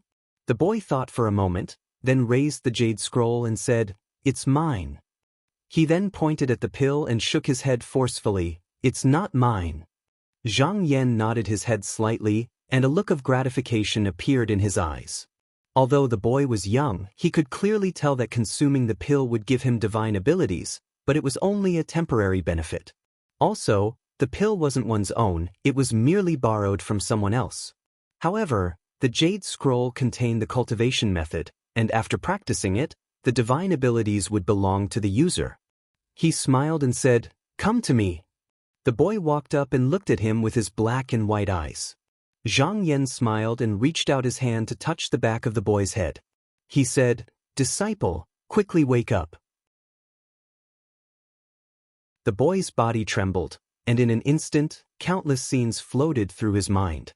He became a disciple at the foot of Mount Shenwu, cultivated on Tsangzhu Peak, took charge of the Hanyuan sect, received the Yun Shao sword manual, and said goodbye in front of the Duzhen Hall. Unknowingly, his clothes were already wet with tears.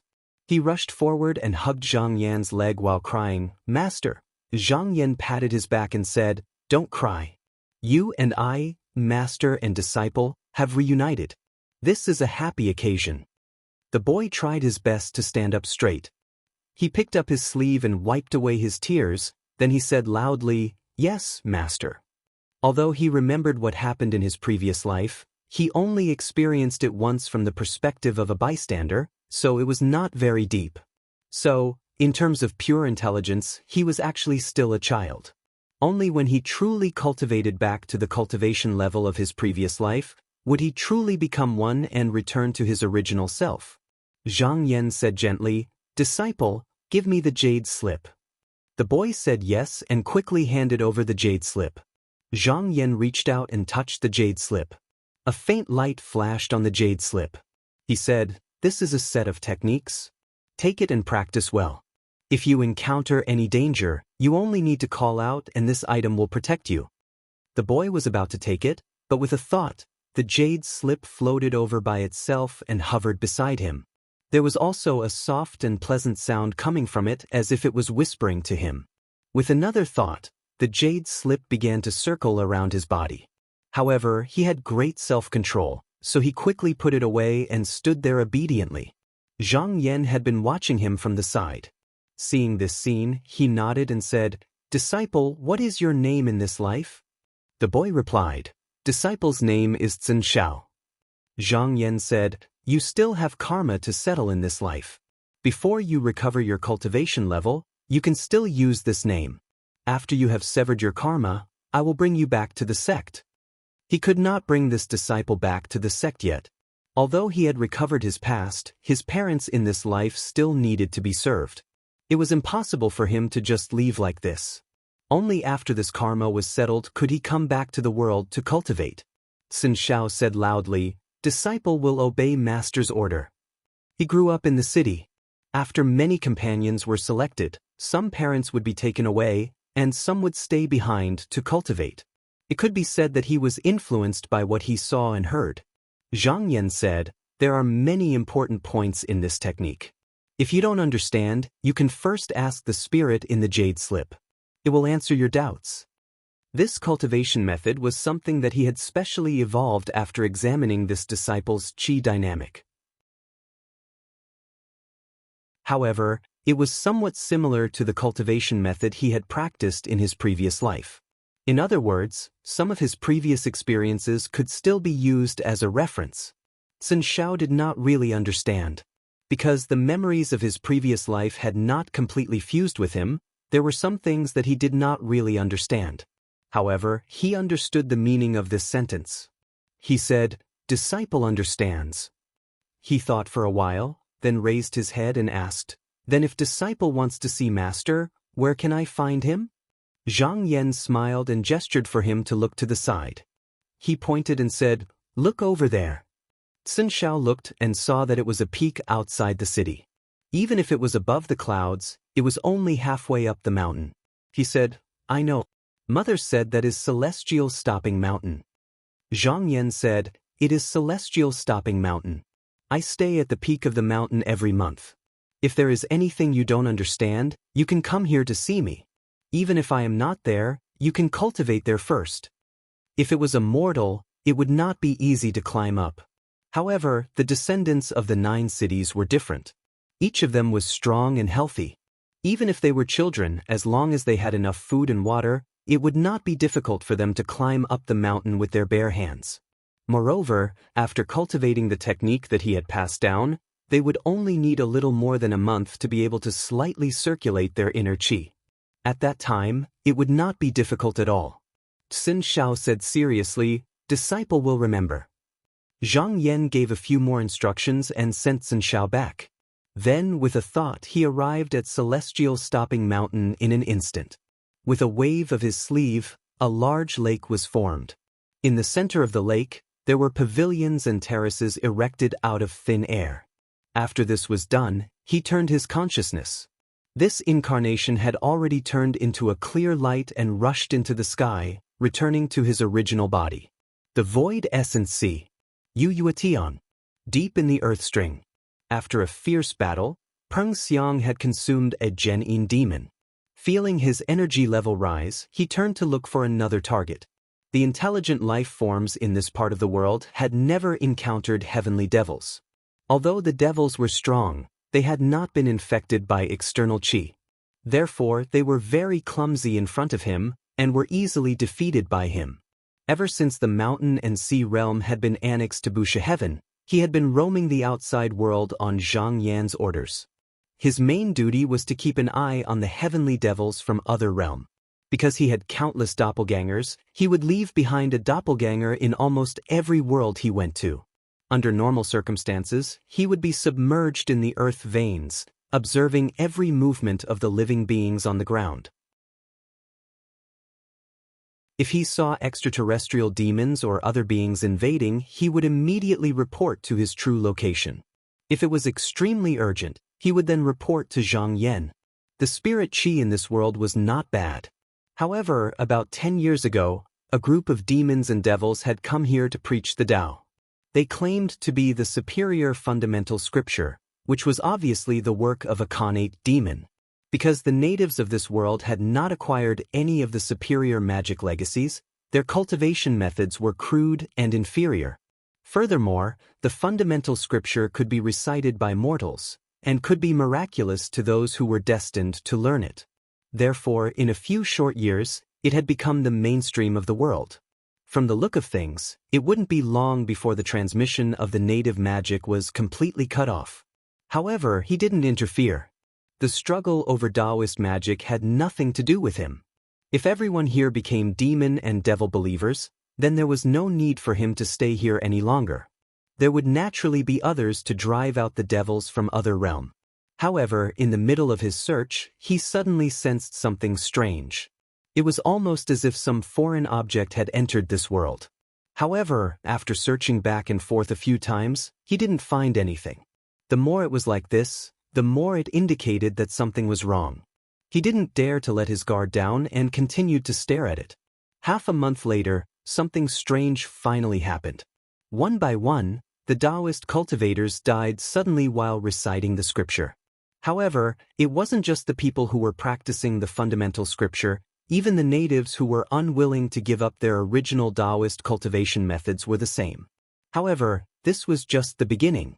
In just a few short months, countless Taoist cultivators died mysteriously, and there was no way to find out the cause. In the past half a year, 9 out of 10 Taoist cultivators in this world had died. Even now, he still couldn't figure out the cause. He knew that this matter was beyond his control, so he silently called out the name of Shenyuan Dao Lord in his heart. In the Green Sky Hall, Zhang Yan was practicing the Taishin scripture. At this moment, he suddenly felt something and looked towards Yuetian. With just a glance, he saw the cause of this incident. This was indeed the doing of those demons, but it was different from the past. Every Taoist cultivator in this world had died from the invasion of the inner demons. The so-called inner demons were usually just the movements of the human heart, or the lack of self-restraint, or the instability of the heart, or the unbroken karma. The problem usually came from the Taoist cultivators themselves. However, this time, such things had become real. His eyes flashed, and he understood that this must be the new work of Qi Yao and the others. The invasion of such demons was too powerful, and it was not something that Taoist cultivators could suppress, unless there was a certain way to restrain it. Now that there were true yang cultivators like them in Yuyuetian, there was no need to fear it. However, the void primordial sea was not the same. If they were left alone, once these things were allowed to spread, it was likely that the Taoist cultivators' paths would be cut off. After thinking about it, he felt that he had to pay attention to it. With a flick of his finger, a talisman flew towards the direction of the Guanyun continent's Thunder Desolation Mountain.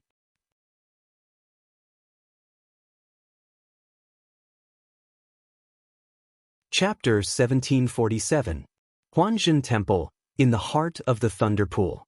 Zhangzhen closed her eyes and sat in concentration. Outside of her body, thunder and lightning surrounded her body, and there was a series of explosions. Her current level of cultivation had already surpassed the founding master of the sect. However, the pool of lightning that the founding master left behind was not that simple. When Huanzhen Temple was built, it received help from the various sects of Xianmen. The founding masters of various sects all helped out. Even until now, cultivating in this place was still able to reap many benefits. As she was cultivating, she suddenly felt something. She looked over and saw a divine light flying towards her. She raised her hand and caught it. When she read it, she thought, "So it's a letter from my elder brother." She thought for a moment and left the thunder pool. She walked up the jade stairs to the main hall and ordered the formation spirit, "Invite the two elders here." The formation spirit bowed and went to pass on the order. Not long after, there was a flash of light outside and there was a faint sound of thunder. When the sound disappeared, Kong Shutong and Elder Tsang walked into the hall and bowed. "Greetings, Zhenren." Zhangzhen said, "Please take a seat." After the two of them sat down, she picked up the talisman book and said, "I have invited the two elders here. This is a talisman book sent by Hall Master Zhang of Qinsong School. Please take a look." As she spoke, she waved the talisman book into two and passed it down. Kong and Song received it and read it. After a while, their expressions turned solemn. Elder Tsang frowned. "The extraterritorial demonic creatures are so rampant?" Kong Shutong looked solemn too. From the letter, with the power of the inner demon, these demonic creatures could easily destroy a realm and make those realms have no more spiritual vigor. If it was not stopped, it was hard to imagine what would happen to the void primordial sea. Zhangzhen said, "Elders, how is the cultivation of the disciples?" Kong Shutong said, "Ever since we changed our cultivation method, the results have been very good. Over the past few decades, more than 3,000 disciples have emerged." Elder Tsang said in a deep voice, "Sect Master, are you going to send disciples to the void primordial sea? Once you do that, you'll officially be fighting with the monsters."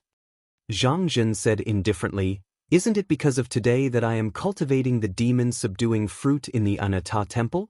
The letter didn't ask for anything from the Anatta Temple, just some information about the outsider devils. In truth, it was for her to make her own decisions based on the situation in the sect. However, she believed that the Anatta Temple had been stable for a long time after arriving in the mountain and sea realm. Waiting any longer would only wear them down. Elder Tsang thought about it and said, "Sect Master, these disciples are the elites of our sect. If they all die, it will be a great loss. Perhaps we can wait for a few more days." Zhangzhen, however, shook her head and rejected this suggestion. Devils are evolving at all times. It's useless to work behind closed doors. Moreover, if one doesn't know the Tao of subduing devils, then how can one improve? Elder Tsang saw that she had made up her mind, so he didn't try to persuade her anymore. He only bowed and said yes. Zhangzhen said, "Don't worry, elders. The Anatta Temple is going for the safety of all living beings. It's just us, and we won't be able to support it. I'll try to discuss it with my brother and the other sect masters.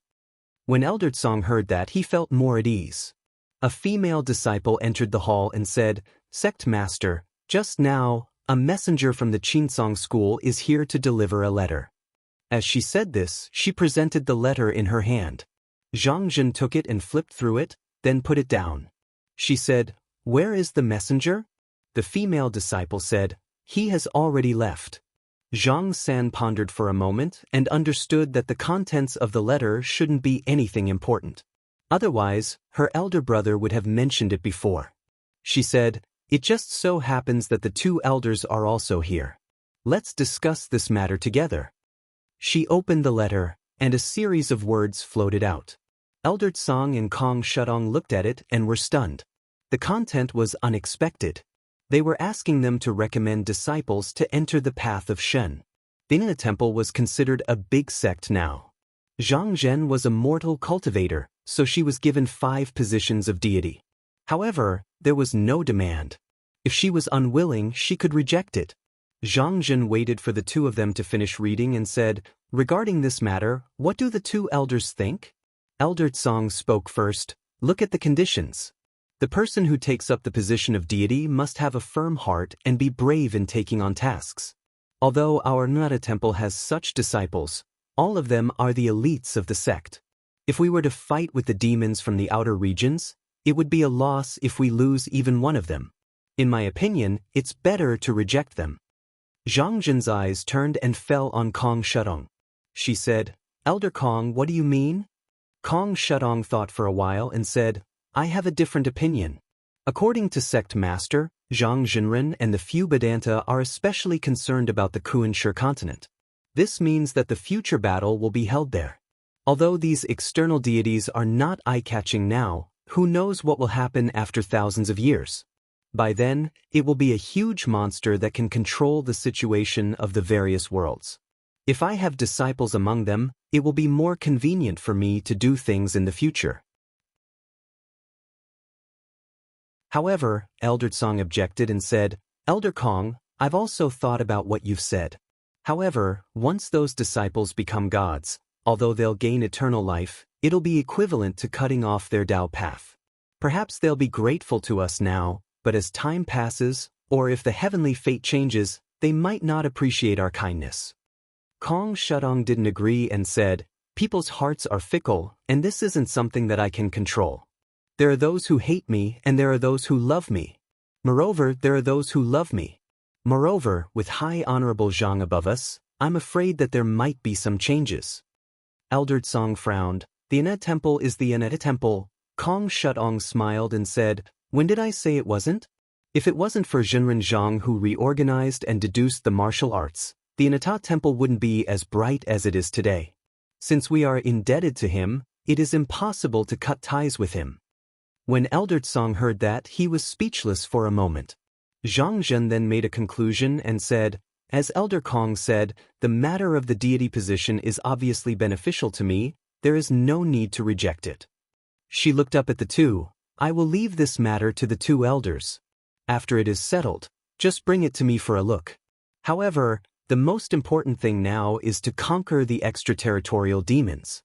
Arrange it as soon as possible. The extraterritorial demons are getting stronger day by day. The earlier we fight with them, the earlier the Inetta Temple can make arrangements." Both of them stood up and said in unison, "We will follow the order of the sect leader." Yu Yuatian. Another period of time passed.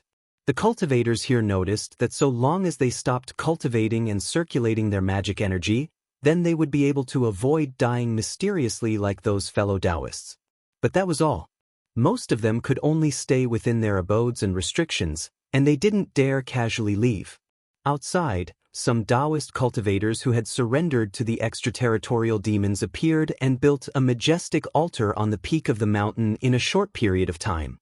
After waiting here for a few days, an old man who was the leader suddenly became spirited and said, "It's here." Everyone raised their heads to look, only to see a ghostly flame piercing through the sky, and with an astonishing momentum, it rushed in their direction. Even though the people below the stage were all shocked to the point that their faces were pale, they all stood firmly on the spot, and no one dared to leave.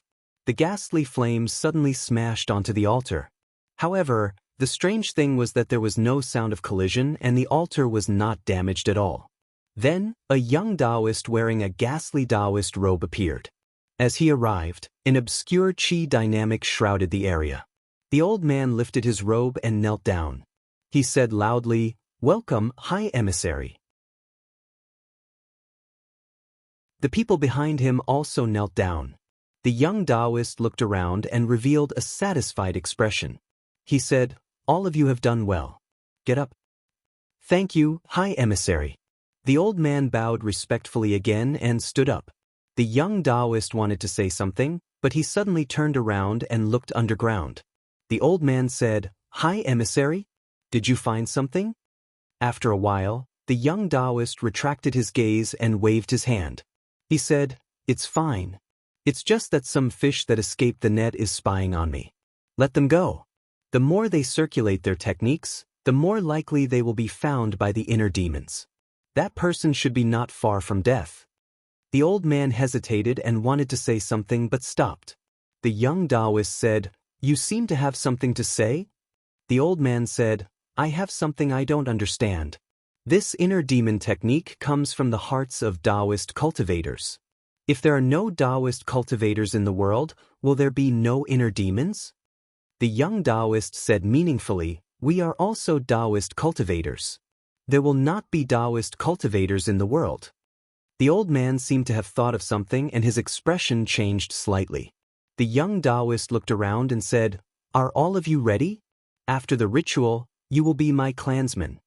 When the old man heard that, he immediately became excited and threw all his worries to the back of his head. He said, "We have already set up the sacrificial table according to the High Emissary's request.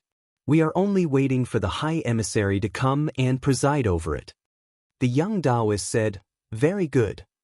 He walked to the front of the 4 lotus seats on the altar and bowed respectfully. Under everyone's shocked gaze, 4 demon statues appeared on the lotus seats. After the young Taoist bowed a few times, he said, "The 4 demon masters are worshipped on this altar. Each of them has unimaginable abilities. They are the source of all the Wei of our generation. If you want to obtain the divine power, you need to focus on worshipping one of them. If you receive a response, you will be able to obtain the benefits." The elder looked over and realized that these 4 devil masters all looked the same on the surface, but he could actually tell the difference, especially the one in the lead. With just a glance, he felt his consciousness getting dizzy, as if he was about to be swallowed. His heart stirred and he asked, "May I ask, High Envoy, how do I address the first devil master?" The young Taoist's expression froze and he seemed to be a little fearful. He said, "The one at the front is the Qi Zhou demon master. He is the first demon master in the world and possesses unimaginable power. However, you have to think this through. This demon master rarely responds to his believers. Even if you obtain any divine power, you can only rely on yourself to cultivate." The old man was originally a little hesitant. However, after hearing the explanation, he became determined and said, "Thank you for the reminder, High Emissary. I will remember it." He went to the front of the demon statue and kowtowed respectfully. Then he followed the instructions. Not long later, he felt countless unknown things surging into his body. It was as if he was immersed in the fire of a furnace. His body and even his spirit were being refined continuously. After an unknown period of time, he stood up. However, he had already regained his youthful appearance. The young Taoist sized him up and chuckled. He bowed and said, "Congratulations to this fellow Taoist for joining my sect."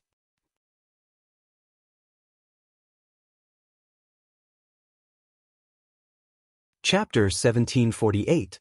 Zhang Yan was meditating when he sensed something in his heart. Even though it was very faint, he could sense that it had something to do with the extraterritorial demonic beings. Thus, he investigated it and instantly understood the whole story. Up until now, Qi Yao and the others had sent out dozens of disciples in order to occupy the primordial void sea and turn it into a place where the demonic beings could reside. However, although they themselves possessed the Wei, they did not have the complete cultivation method. In other words, the disciples under them could not cultivate step by step. This was an extremely missing link that needed to be filled by the disciples themselves. Since they could not obtain this from the demonic lord, they had to learn from others. Thus, everyone chose a different path of cultivation. For example, Yu Yuetian. This young Taoist was called Ren Cheng, and he was the 8th disciple after the head demon. Because he had the most contact with those who cultivated the fundamental superior sutra, he had also learned some of the advantages from it. However, from the looks of it, it was impossible to obtain great power by worshipping the celestial lord. Only by chanting the sutra with devotion could one's heart and mind be enlightened.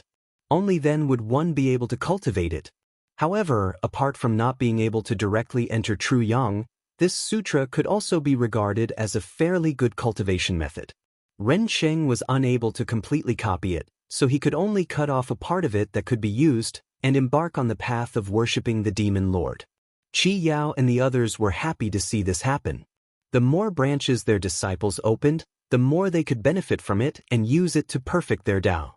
Thus, whenever they felt someone worshipping them, if they saw that the disciple was a promising talent, they would most likely respond. Although the old man also received a response when he worshipped Zhang Yan this time, the situation was different. This was because it was not something that Zhang Yan had given to him. Zhang Yan had been paying close attention to the changes in the demonic people's Tao techniques, but even if it was just a little bit of attention, it contained great Weili.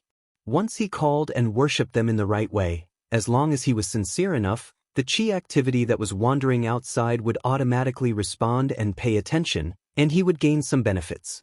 This was just like how even a little leak in the vast ocean could make a small river overflow. When Zhang Yan noticed it, he pondered for a while.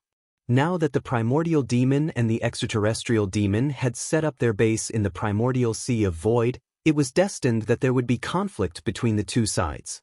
However, it was inevitable that the cultivators in the human body would be involved. Facing such a situation, he felt that it was necessary to leave a chess piece. Thus, he sent a cultivation method over with a thought. When the old man saw that he had recovered his youthful appearance, he couldn't help but be overjoyed. But at the same time, he felt that he wasn't a human anymore, and he had completely transformed into something else. In other words, he was a devil from beyond the heavens that the cultivators of this world spoke of. All of a sudden, he was extremely disgusted with the spiritual vigor that filled the heaven and earth. Instead, the inexplicable qi activity that gathered on the altar made him feel very close to it. Ren Cheng asked with concern, "Did you get any supernatural power?" It was just that it was Weili, but it was nothing. Almost everyone would get some benefits after worshipping the demon lord for the first time. It didn't matter who you worshipped. The amount of Weili you got depended on how sincere you were. However, the difference was that those who worshipped Qi Yao and the other two demon lords would more or less have 1 or 2 supernatural powers.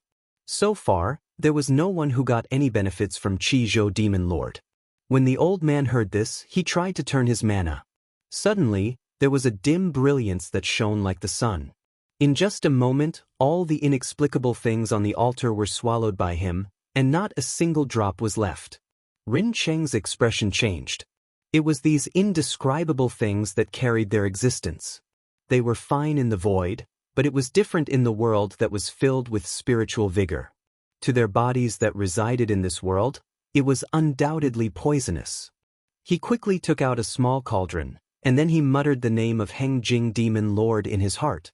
Not long after, another inexplicable thing came from the void, and it filled up the empty space that just now had lost. It was only then that the old man realized that something was wrong, and he quickly stopped turning. However, in just a moment, he felt that the mana in his body had increased by a notch, and he couldn't help but be overjoyed. Ren Cheng revealed a look of envy. The person in front of him had undoubtedly attracted the attention of Qi Zhou demon lord. Otherwise, how could he have such a good fortune? Moreover, this supernatural power was undoubtedly very useful. The speed of swallowing inexplicable things was 10 times faster than others. It was conceivable that regardless of mana or cultivation speed, the person would far surpass his peers. Perhaps it wouldn't be long before this person's status would be on the same level as his.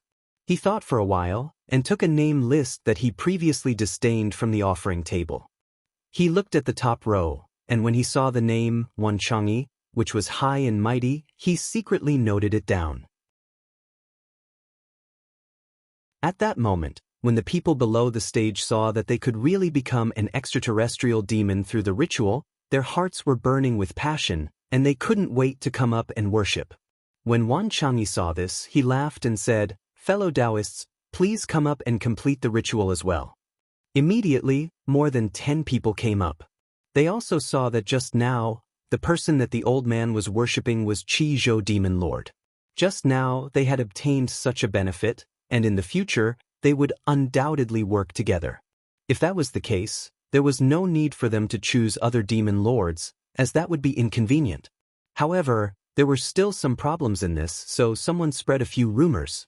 When Wanchangyi heard this, he pondered for a while, then cupped his hands towards Rencheng and said, "May I know which demon lord High Messenger is worshipping?" Rencheng said, "The one I'm worshipping is Demon Lord Hingjing." He seemed to know what these people were worried about, so he smiled and said, "Fellow Taoist, you don't have to think too much about it. It doesn't matter which demon lord you worship, even if you change your sect, it's not a big deal." Wanchangyi said in surprise, "Can I change my sect?" If after becoming a disciple he would be deceiving his master and destroying his ancestor, and that was definitely not a small matter. Rencheng said indifferently, "As long as the demon lord doesn't have an order, it doesn't matter. It's just that to avoid a clash of aura, I can only change my sect once a year at most." When everyone heard what he said, they didn't have any worries in their hearts, and they all came up to worship. Not long after, all of them turned into demon bodies, but none of them had divine powers like Wanchangyi, so many people couldn't help but feel a little disappointed. Rencheng said, "Everyone, there's no need to be dispirited. Those like fellow Taoist one who immediately obtained a divine ability are sincere enough. For the next 10 years, you will have a chance to obtain a divine ability every year. Even if you can't obtain it, you can still learn it from him. I'll teach you a secret technique first." As he spoke, everyone, including Wanchangyi, felt a spell suddenly appear in their hearts. When everyone looked at it, they were surprised to find that it was actually the technique to control inner demons, and they quickly realized the benefits of this. Inner demons were a great harm to cultivators, but to them, it was something that came from the same source. Not only did they not need to be wary of cultivators harming them, they could instead use them for their own purposes. Wanchangyi clasped his hands and said, "Many thanks for using this technique." Rencheng flicked his sleeve and said, "From now on, you and I are fellow Taoists, so there's no need to be so polite. Once all of you have occupied this world, the demons will sense the loss of believers, and they will definitely come to investigate. When that time comes, there will be a great battle, so everyone needs to improve their strength as quickly as possible." Su Heaven, Mountain and Sea Realm. Halfway up Immortal Cessation Mountain, Sun Shao was clawing at the cracks and protrusions in the stone walls, doing his best to climb up the nearly vertical cliff. There were still 5 days until the middle of the month, but reaching the peak wasn't something that could be accomplished in a day or two, so he set out early. As he climbed higher, the mountain wind grew stronger, causing his clothes to stick tightly to his body. However, the entire mountain range was covered by a spell formation, and it was no longer the snowy lands of the northern heavens. Instead, it was filled with the changes of the 4 seasons. It just so happened that it was summer, and he had also stepped onto the path of cultivation. Not only did he not feel cold, he actually felt very cool. Not long after, he came to a platform that he could barely stand on. Looking back, the night had already fallen, and he could vaguely see the stars in the sky. He pulled out a small knife and cleaned up the tough vines around him, expanding the space that he could shelter a little, just enough to bury half of his body. Thus, he sat down cross-legged, looked at the bright moon in the sky, and began to meditate with rapt attention. Unknowingly, he entered a meditative state. By the time he woke up, the night had already passed.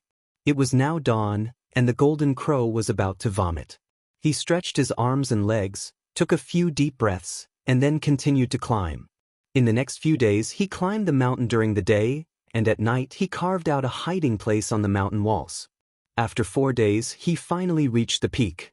This place was originally covered by white fog, but as he arrived, it was as if a veil had been removed and the fog retreated, revealing a quiet and unique pavilion. He looked at everything in front of him curiously. Suddenly, a light flashed and a short and fat person named Daoren appeared in front of him. He bowed to him and asked, "Are you Langjun Sun Shao?" Sun Shao looked curiously at this Daoren, who was not even as tall as him. He bowed to him and said, "That's me." Daoren chuckled and said, "This old man is the formation spirit of this place, guarding this place for Langjun. There's still one more day, and the High Venerable One is here just now. Langjun must have exhausted a lot of energy to climb up the mountain. Please come in and take a seat, and have some water and food." Sun Shao touched his flattened belly and nodded. When he was climbing the mountain, he had not had any water or food for 5 days. Even if he was a descendant of the 9 cities and had the upper Dharma, he had not reached the place where he could not eat.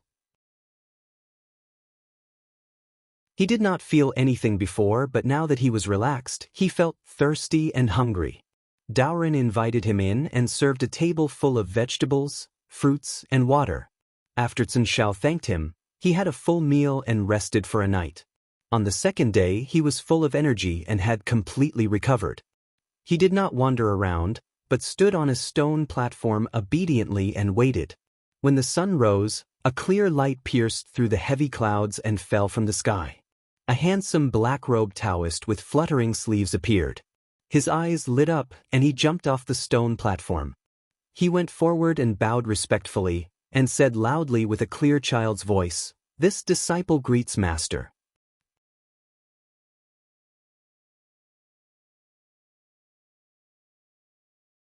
Chapter 1749.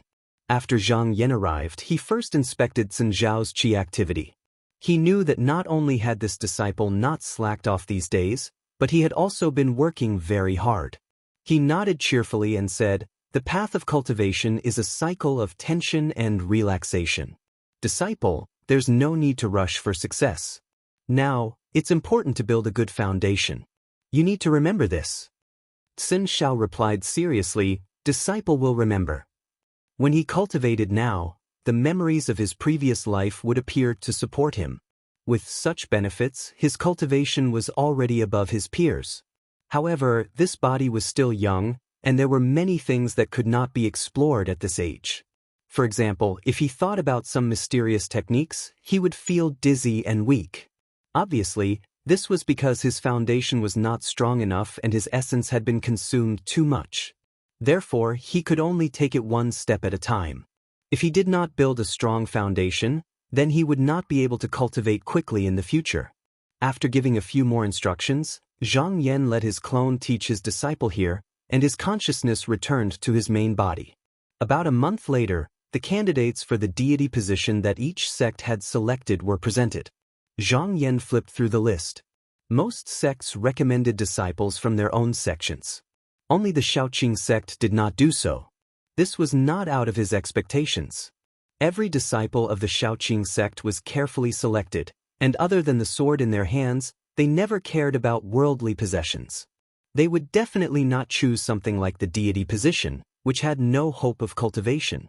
But even so, the places here were filled by other sects, and there was no shortage of one. Seeing that there were no omissions, he waved his sleeve and sent the name list to Qiong Shao Tian.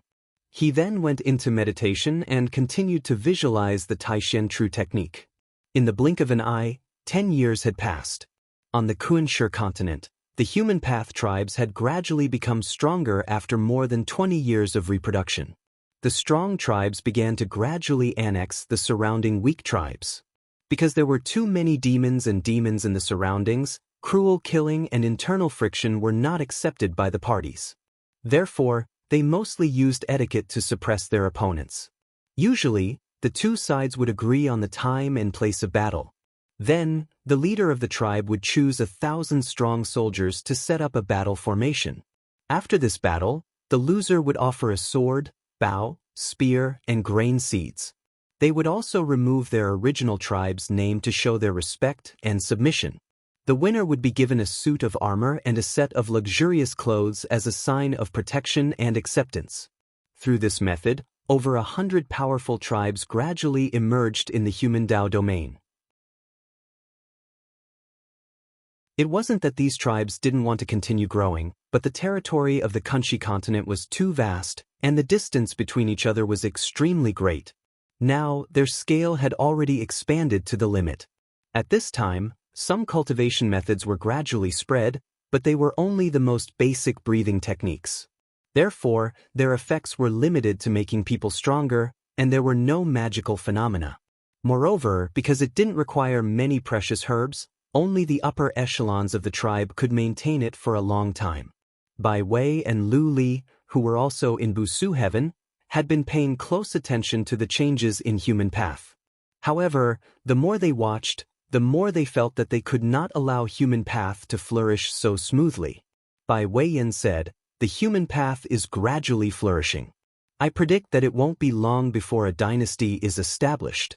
When the time comes, the heavenly Lord of the human path will send his disciples down to the lower realm to impart his teachings. There will be an endless stream of cultivators, and our generation will have even less of a chance. Hence, we need to think of a way to stop them." Lu Li said, "I wonder what Heavenly Lord Guangxing has in mind. According to the agreement, we have to stay away from the mortal path. I'm afraid we won't be able to interfere. Moreover, the otherworldly demons are closing in, and I don't have the spare energy to care about this place." Bai Wei said, "In the past, we didn't have a way to do anything, but now is a heaven-sent opportunity." He pointed. "Heavenly Lord Guangxing, look over there." Lu Li looked over and saw that the place he was pointing at was a place where humanoids resided. This generation was born from the living and the otherworldly races, but they didn't think of themselves as humans. Instead, they would occasionally invade human tribes and abduct women and children for food. As the tribes of human path gradually recovered, they felt threatened by this generation and launched an expedition against these humanoid tribes. Because of the protection of the gods, even if they were defeated, they could quickly regroup.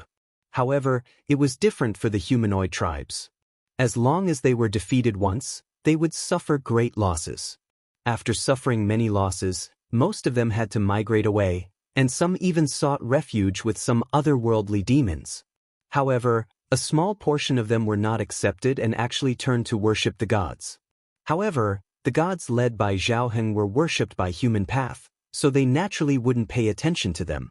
In the void, most of the remnant chi activity of the true yang mighty figures had already been moved away. Even if there was some left, it wasn't something they could touch, so they didn't respond. After seeing this, Lu Li said thoughtfully, "Heavenly Lord Guangxing wants to make a move on this generation." Bai Wei said, "Heavenly Lord Guangxing set up that method of external gods to support human path, so we can also make use of it." He reached out and sucked in some chi activity from the void. Based on the thoughts of those humanoid tribes, a god was built in an instant and sent into the Kunshi continent. This god was still unconscious and would only wake up when people shouted and worshipped him. Bai Wei didn't order these gods to do anything. Therefore, even if this god was an enemy of human path, it wouldn't be blamed on him. Lu Li could tell at once that apart from the tribes around the human path's territory, there were no other gods worshipping on the Kunshi continent. However, the human path tribes had their own beliefs. Therefore, just now, this god would most likely be awakened by a humanoid tribe. He lowered his head and said, "But the human path has 100,000 gods to protect them.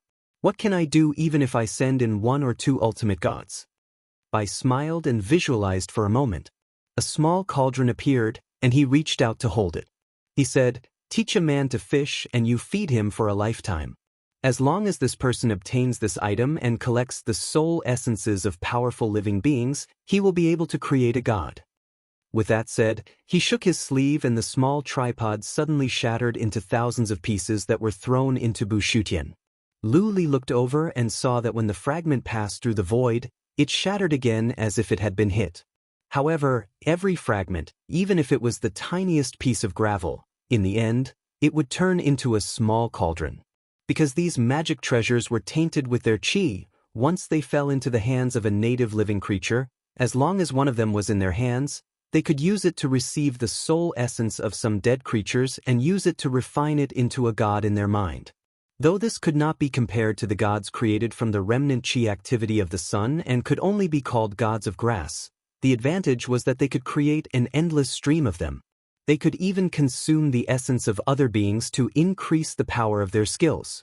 This was enough to cause trouble for the human path and slow it down. He thought about it and felt that something was missing, so he said, "We can still pass down the method of creating gods in the human domain. Even if it is passed down, the human path Yuan Zun will not be able to use it against us." As he spoke, he also pointed down, and a talisman flew down and disappeared into Bushutian. Bai Wei nodded and said, "This will slightly hinder the rise and recovery of the human path. The primordial sea of the void desolate world. Ever since Deng Zhang and Yin Ping took over this place, it became the residence of the Heartless sect. However, it was different from other immortals' residences. This place was barren and not even a blade of grass grew. There were only bare rocks on the ground and a glaring sun hung high in the sky. This world was originally dark and empty. Just now after the two arrived, the sun was lit up with a bit of pure fire. However, this did not make the situation any better. Instead, it made it worse. The scorching heat in the day could melt metal, and the cold at night could freeze and crack rocks. There was even a gale that could grind away flesh and blood from time to time. However, in this cruel world, there were thousands of cultivators sitting on the plains, working hard to extract strands of spiritual opportunity from the ground to polish and train themselves. At this moment, the sky suddenly darkened and an iron plate fell. The leading Taoist's eyes were like lightning. He immediately took it in his hand and looked at it, then turned to look at a young-looking Taoist and said, "Yuan Shangjin, the Tao Master is calling for you. Go quickly."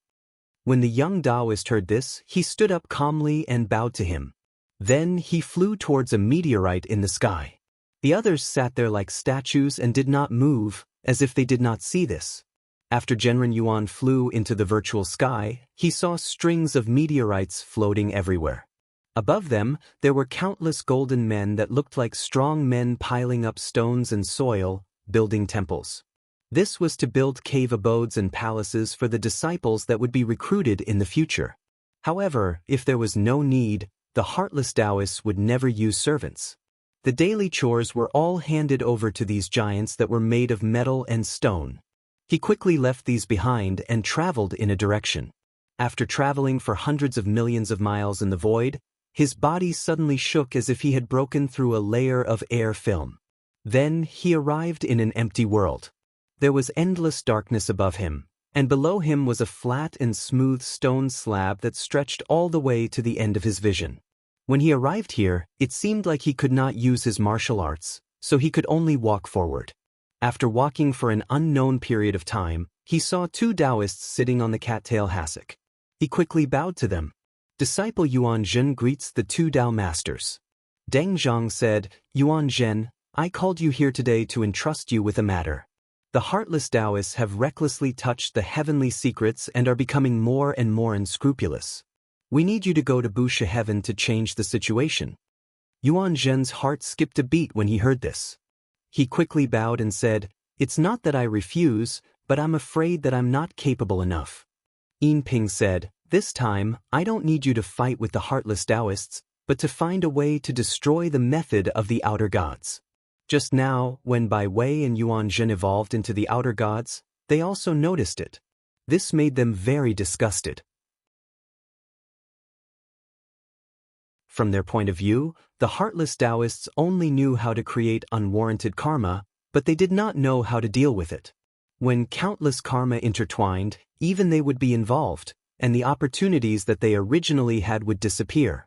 This could not be tolerated, so they had to find a way to destroy it. When Yuan Zhen heard that it was not a direct confrontation with the heartless Taoists, he felt more confident and said, "Disciple obeys." At this moment, Yin Ping said, "I remember that you also followed us to see Cheng Changzi?" Yuan Zhen carefully replied, "That time, I followed the three Tao masters and was fortunate enough to see Tao Master Cheng Chang." Deng Zhang threw down a talisman and said, "This Cheng Chang once left something in Busha Heaven that is extremely useful to us. When you arrive here, find a way to retrieve it with this item. There's no need to rush to hand it over, just leave it by your side. If there's an opportunity, we'll come and retrieve it." After a pause, he continued, "That Zhou Huanyuan jade, you also need to try to pay attention to it. If you find any clues, report to me immediately."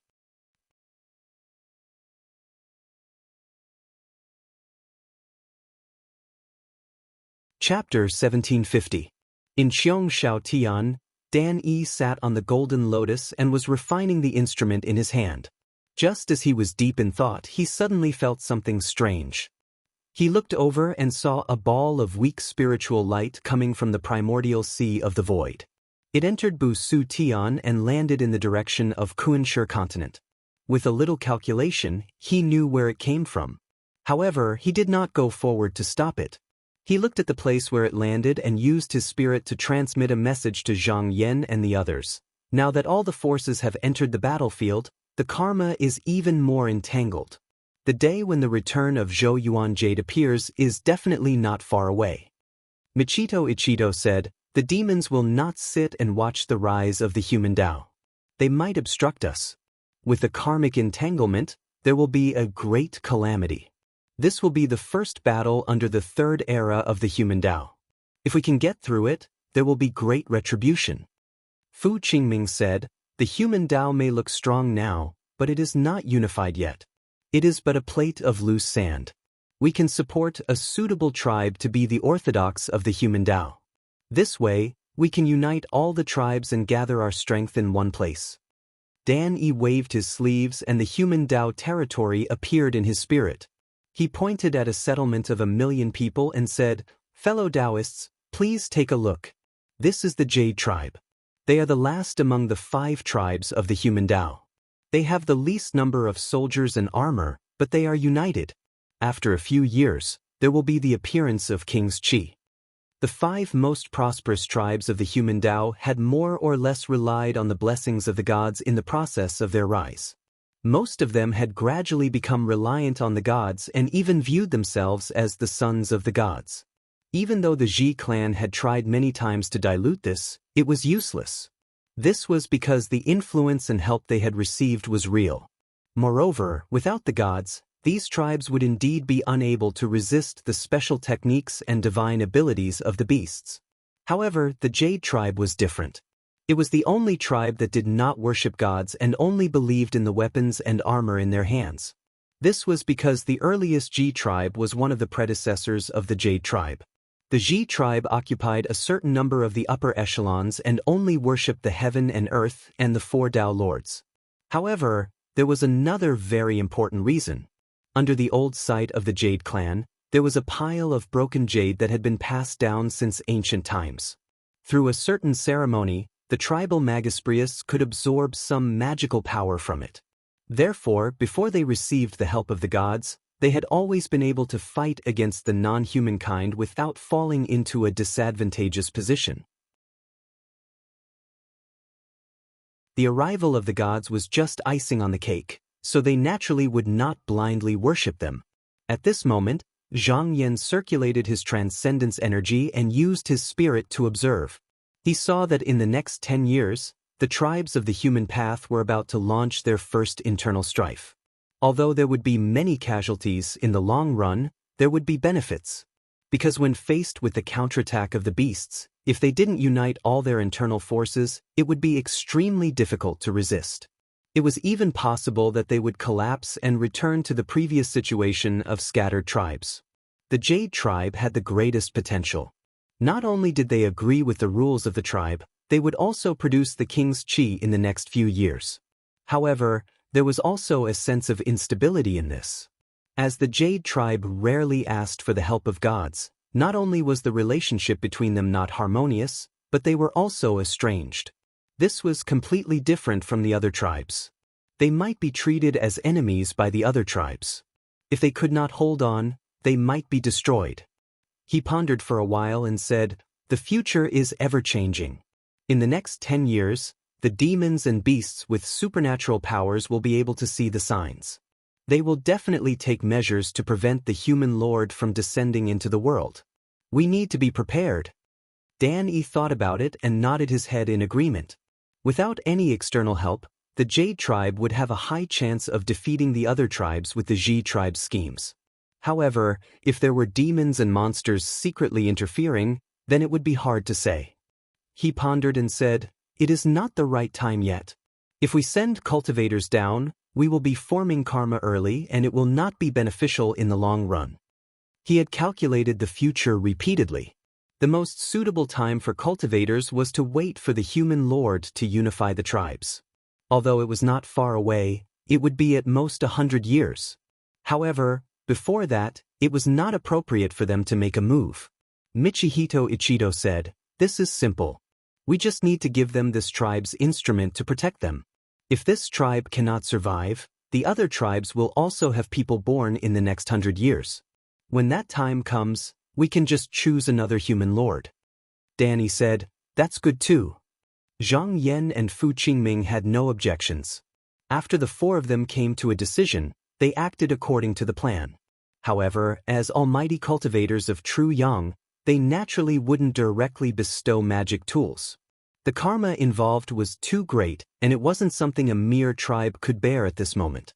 Thus, they still imparted the sacrificial refining method to the Ji clan members in their dreams, allowing them to construct the magic tools themselves. As the tribes of the human path gradually recovered, the tribes that were defeated by the beasts and even the humanoid tribes were also changing. The Ji tribe was a tribe of beasts located in the west of the human path. Since the second era, they had been oppressing the human path tribes. However, with the arrival of the 100,000 outer gods, the human path's power increased greatly. There were hundreds of large-scale battles between the two, and most of them ended in the defeat of the Ji tribe. They had no choice but to migrate to the west and finally settled down in a barren basin. One day, when a tribe soldier was chasing after a giant monster, he found a white cauldron that was half the height of a human. It was as heavy as 10,000 caddies. Because the tribe lacked gold and iron, they presented it to the tribe. After receiving the object, division leader Zhigu consulted the tribe's priests. Because he felt that it contained a kind of Weili energy, he believed that it was a gift from the heavens. Therefore, he placed it on the altar and worshipped it day and night. The object was affected by qi and slowly changed. After a few months, it finally changed. A monster with the body of a spider and the face of a human emerged from it. It was very similar to the god that the Zhigu tribe had imagined. Moreover, it possessed Weili magic as soon as it was born. In the decades that followed, as the tribe worshipped it more devoutly, the god's power also grew stronger. If someone were to look from above, they would see that not only the Zhigu tribe, but the surrounding tribes that had been defeated by the human path tribes or had nothing to do with the human path tribes had also given birth to native gods under the influence of various external forces and karma. In a desert in the southwest stood the ruins of a stone city. Yunjin stood on a broken pillar, frowning as he looked at a few inscriptions. This was the 30th year since he came to the Kunshe continent. During the first era, countless cultivators had settled in the Kunshe continent. Not to mention the prosperous spirit, it was full of beautiful mountains and clear waters. The scenery was charming and gentle, like a paradise on earth. But now, it was a barren landscape, and there were strange and ferocious creatures everywhere. Even he did not dare to provoke some of them. Therefore, it took him 10 years to find this place that Changzi had left behind. However, even though he had used the talisman that Deng Zhang had given him, he was still unable to enter. While he was racking his brains, he suddenly heard a rumbling noise. He leaped up to the clouds and looked toward the direction of the noise. He saw a hundreds of feet tall giant walking on the wasteland barefoot. His upper body was naked, and his waist was wrapped with monster fur. He carried a rough wooden stick on his shoulder, but his eyes showed a bit of intelligence. It was obvious that he was different from those barbarians. As soon as he appeared, the giant also felt it. He looked up at the sky, then put down the wooden stick and shouted, "Which Magus Priest is up there?" Yunjin was quite surprised. Since the giant was polite and could speak, he naturally could not see him as a beast. As for mistaking him for a magus priest, it was not surprising. Other than those demons and spirits that were born with magical powers, most of the people in the tribes who had magical powers were of this generation. He cupped his hands and said, "My surname is Yuan, and I am a chi practitioner here. How should I address you? And why are you here?" The giant said respectfully, "So you are a Dharma master, please forgive me. My name is Zhang Sheng, and I used to be a giant monster in the mountains. It was only because I heard a strange person in the southwest that I was enlightened by the origin of Earth scripture. Now that I heard that the tribes in the east are recruiting people with magical powers and offering blood for cultivation, I want to seek shelter there." Origin of Earth scripture? Yuanjin was startled. As far as he knew, because humanity had not yet flourished, the Compassion sect had not begun to preach. As for whether the giant had obtained the inheritance of an ancient sect, it was impossible. If he did not know the eroded runes, how could he have learned it? He asked a few more questions and carefully examined the giant's chi. He could tell that the origin of Earth scripture that the giant had learned was most likely derived from the fundamental upper form scripture of the Khanate demons. Even his speech and mannerisms were similar to that of a Taoist cultivator. He thought that if he continued to wait here, he would not know how long it would take for him to get an answer. This was an opportunity. Why not follow the instructions of the two Tao masters and try to find a way to ask those foreign gods who disturbed the mysteries of heaven? Thinking of this, he pretended to be very interested and said, "Oh, there's still such a thing. I wonder if I can go with you?" Zhang Xing said straightforwardly, "I'm going to cross the desert alone. I want to meet many demons and monsters that have not yet gained intelligence. It would be best if Dharma Master Yuan is willing to go with me." Yuanjin was amused. This person was also a giant monster. Now that he had learned Taoist techniques, he regarded his own kind as beasts. At the same time, he was secretly vigilant. There were countless different species in the world. If the Khanate demons could be enlightened by the fundamental scripture, there would be many variables in the future. It was best to eliminate them as soon as possible. He first excused himself and spent an hour to leave a shifting spell altar here. Then he and Zhang Sheng set off and headed east. Yuan Zhen had the art of flying, so it was not difficult for him to carry one more person. Moreover, he could avoid the many ferocious creatures on the continent. It only took them a little over a month to arrive at a strange tribe that was recruiting people with extraordinary abilities. When they arrived, just now, they realized that before them, there were many monsters who had received the teachings and arrived here. Not only that, there were indigenous living beings with supernatural powers who were constantly rushing over. These people either stayed here or went to seek shelter in other tribes. Yunjin could tell that the appetite of these monsters was not small. It was impossible for these tribes to provide so much blood and food. If there were no accidents, a great war was about to break out. And this time, the target of attack was the tribes of humanity further east. After the two of them settled down, the tribe entertained them with good food and drinks every day. Yuanjin also took the opportunity to meet the foreign god that was being worshipped here. It was a monster that was half man and half tiger. Although its chi dynamic was very messy, it was entrusted to the faith of the people of this tribe. Therefore, as long as the tribe did not perish, it would not be destroyed. He thought to himself, this is really a heaven-sent opportunity. If it was during normal times, it would not be good for me to go on a killing spree. This time, I can take advantage of the battle between the two sides to eliminate these foreign gods that are messing with the heavenly secrets.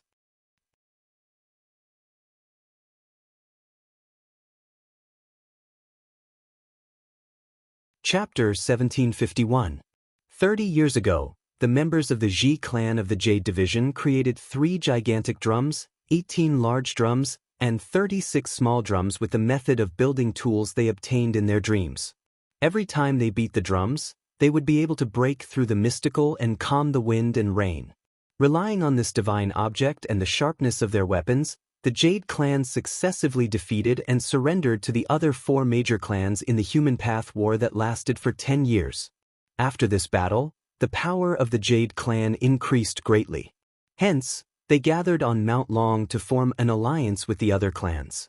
They slaughtered livestock and drew blood, made an oath to the heaven and earth, and carved a memorial on a pillar. From then on, the clans respected the Jade clan as the leader of the alliance. After over 10 years of recuperation, they actively expanded outwards under their command. This caused the declining clans of the human path to be even more unbearable, and they had no choice but to band together to resist. As of now, the various clans had reached a stage where they had no choice but to fight to the death. Yuanzhen meditated in the tent for an entire night before keeping the remaining Ziqing medicine.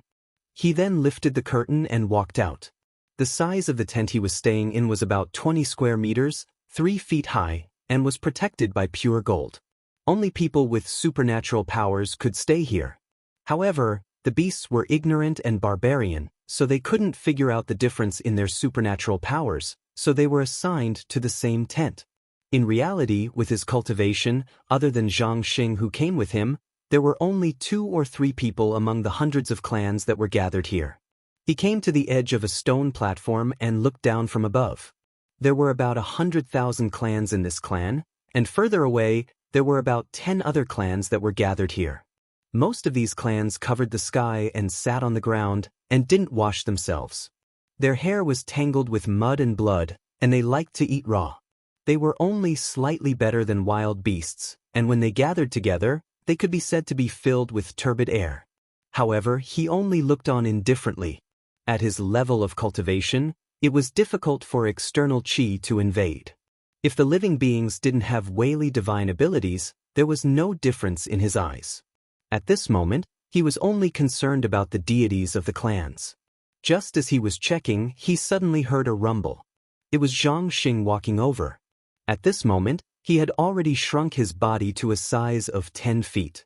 In the huge clans of the clans, he was actually not eye-catching. As soon as he arrived, he started complaining, Lord Yuan, even though we don't have to worry about food and drink here, we've been cooped up all day and haven't moved at all. Even our muscles and bones have become lazy. Yunjin consoled him with a few words, and when he was about to return to his tent to meditate, he seemed to have sensed something. He turned his head and looked towards the horizon. He saw a line of white light floating above the horizon in the east, indistinctly showing the aura of soldiers. An army was about to arrive, but when he wanted to take a closer look, he saw a clear air in the clouds, like a canopy covering everything. He knew that it was concealed by someone's supernatural power. He couldn't help but narrow his eyes and say, Fellow Taoist, don't be impatient. I'm afraid this place won't be peaceful for much longer. A great battle is coming, and we'll see the outcome in 10 days at most. Just as he expected, 9 days later, the Human Path Alliance formed from 300,000 strong soldiers appeared on the other side of the river one after another with their backs to the rising sun. When they first arrived, metal drums shook the heavens, shouts like thunder. Yunjin stood on the high ground and looked over. Within the Human Path tribe's formation, a vast king's aura soared into the sky. It was obvious that the people's hearts were united and their momentum was as strong as a strong city. On the other hand, there was only noise from the various tribes because they didn't have a common leader. He shook his head. It was impossible for this generation to resist the rising momentum of Human Path. He might as well find a chance to exterminate more external deities. Before he hid in the void, he had already severed his body. Just with his supernatural power, he could easily wipe out all living beings on both sides. However, there were 4 Tao Lords above the Human Path tribes. He might not have the time to do this, but once he thought of it, he would be erased from the present world. It was the same for the different races. There were actually 2 demon Tao Lords behind the scenes, and maybe the extraterrestrial demon lord gave them a push. It would be fine if he only did some small tricks, but if he dared to do something brazenly, even Deng Zhang and Yin Ping wouldn't be able to save him. In fact, at this moment, not only him, all the monsters that had reached his level of supernatural power didn't dare to attack the mortals, because they could feel a Weili shrouding above their heads. If they dared to make such a move, they would probably be turned into ashes in the next moment. Therefore, The opponents this generation had to face were only the deities of human path. As long as they defeated the latter, then the human path tribes would lose their protection, and there would be nothing to worry about. At this moment, there were suddenly rays of rainbow light shooting up from behind. It was the native deities of the different races and the monsters with great supernatural power. They couldn't wait any longer and were ready to take action. Zhang Xing was extremely excited. He called out to Yuanzhen, and without waiting for him to reply, he soared into the sky. Yuanzhen smiled coldly, but his figure gradually disappeared.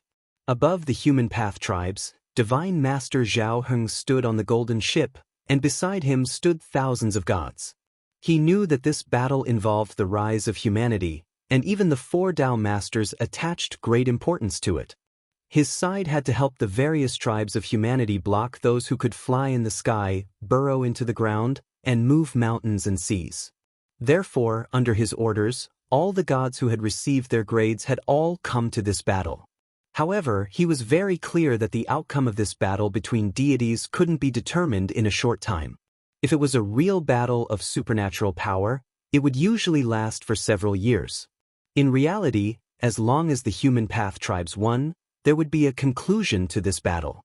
Therefore, at this moment, he only needed to block those monsters and native deities with supernatural power. He didn't have to eliminate them. After all, the gods around him were the essence of the deities. If there were too many losses, he wouldn't be able to bear it. At this moment, the commander in charge of observing the enemy's situation turned around and bowed. He said, "My lord, the native deities on the other side are already coming towards us." Zhao Heng looked over with an incomparably calm expression. After a while, he said calmly, "There's no need to fight them head-on. First defend and then attack, and it'll be enough to dampen their spirit." As soon as this order was given, the deities roared in agreement. Countless rays of brilliance lit up, and a formation light rushed out from the flying ship, enveloping the area they occupied. At the same time, in Xianyuan heaven, Zhang Yan was sitting on a throne, watching the battle between the two sides. At this moment, not only him, but all the true young experts in the modern world were watching the battle. Although it was a battle between mortals, in fact, it involved the confrontation of various forces. But now, under the restriction of the peace treaty, it was no longer a direct confrontation. Instead, the world was a chessboard, and all living beings were chess pieces to determine the outcome. On the surface, the human clans and the alien clans were facing each other across the river. They didn't care about the other battlefields. In fact, the battle between the deities and the powerful deities could not be seen with their physical bodies.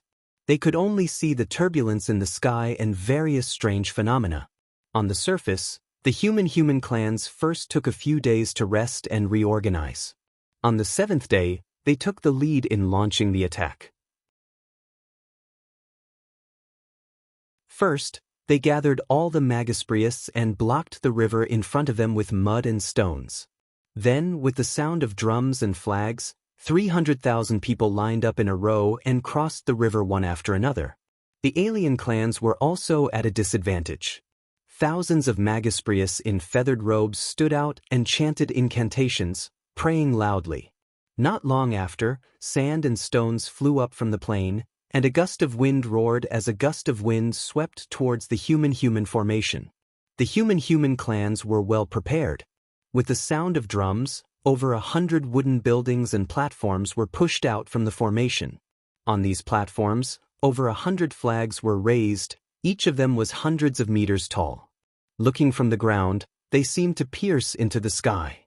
Black flood dragons were embroidered on the flags. As the wind blew, the eyes of these flood dragons lit up and their bodies swayed, as if they had come alive. When the gust of wind blew, the flood dragons stopped and the sand they carried fell down, reaching up to their ankles in an instant. This was just the beginning. As the Magispriasts chanted incantations again, clouds of dense fog surged out of nowhere. Everyone felt that the figures around them became faintly visible. When they listened carefully, they could hear waves of ghostly cries and wolf howls. If this situation continued, then the human clans would definitely panic and lose their morale. It would be hard for them to maintain the formation. The human clans immediately responded. A heroic-looking girl in a military uniform stood out from the formation. She took out a polished bronze mirror and shone it at the sky. With a loud bang, the fog was broken and the sun shone down. Not long after, all the fog was dispelled. Before the real battle, the alien clans also knew that they had to break the morale of the human clans as much as possible. Therefore, although the fog was broken, immediately afterwards, the human clans summoned a downpour of rain to descend. At this moment, the battlefield was divided into two sides. One side was covered in dark clouds, the other side was clear sky. But not long after, this storm was also broken by the human clans. However, this was not the only thing the beasts had up their sleeves. With a whistling sound, a group of densely packed black dots floated up from the middle of the formation. They were people with fleshy wings. They flapped their wings and flew above the heads of the human path divisions, throwing their spears and arrows. Immediately, a series of screams came from the square formation below. However, their power did not wreak havoc for long. After a short while, there was a rumbling sound. From the human clans, there were huge beasts with smooth backs and white skin without horns. With a loud roar, the beasts immediately felt their muscles and bones go limp and they fell from the sky. Both sides fought back and forth. In the day, they beat drums and charged into the formation. At night, they raised fire to fight. This fierce battle lasted for 10 days and nights. In the end, the human clans were united. The more they fought, the more valiant they became. On the other hand, on the side of the alien clans, their morale was low and they were gradually showing signs of defeat. After a few more days, one of the alien clans could not bear the losses. They first turned around and fled. This corner collapsed, implicating the entire situation. In a day, hundreds of thousands of alien soldiers were defeated and fled. With this defeat, the gods of the alien race no longer had the heart to fight. They all protected their believers and retreated. Yuan Zhen hid in the formation and saw everything with his own eyes. He thought to himself, the human clans have the virtue of the three Qian. Now that there are 4 Dao venerables, they can be said to have come with great power. There is no way to shake them from the outside. If we want to rearrange the heavenly secrets, we can only do it from the inside. He thought deeply and thought that he could summon the human clans that were scattered across the continent. He ordered them to worship the human Jade clan from afar and ask for a title. Then, he would divide the other clans and gather strength. When the time comes, when the human clan is unstable or when the alliance leader is weak, he can push them to replace him. At that time, it would be much easier to do anything. When he thought of this, he felt that he had found a way. Thus, he did not continue to be entangled here. He looked deeply at the human clans and turned into a ray of light, chasing after the god of the alien race.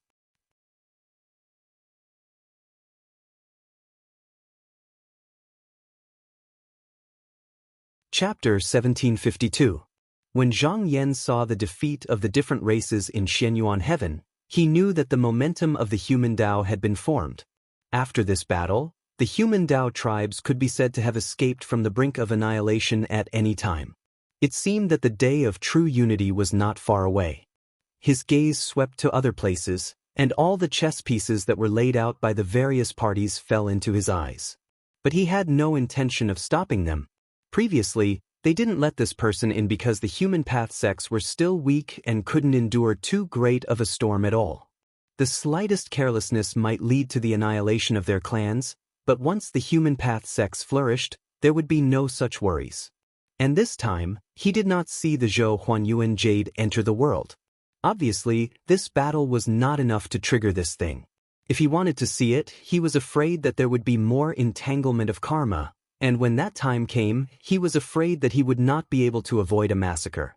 And for those who entered Bu Su heaven, except for the true young cultivators, he was afraid that everyone would be involved. He pondered for a while. According to the calculations of the 4 of them, after 100 years, they could send someone to pass down the method. But considering that there were many variables, they could already start to arrange it now. The method of the Qinsong school could not be passed down casually, so he prepared to pass down another method. When in the cave, he had created a method that could be practiced without spiritual vigor. But due to the limitations of the Tao method, it could only be practiced until the opening of meridians. If one wanted to climb to the next realm, he would still need spiritual vigor. Since entering the true Yang, he had tried to perfect the method, but after several deductions he found that this method seemed to be stopped at the cave, and could not smoothly cut through the mortal shedding stage. But he could clearly feel that the path ahead was not cut off.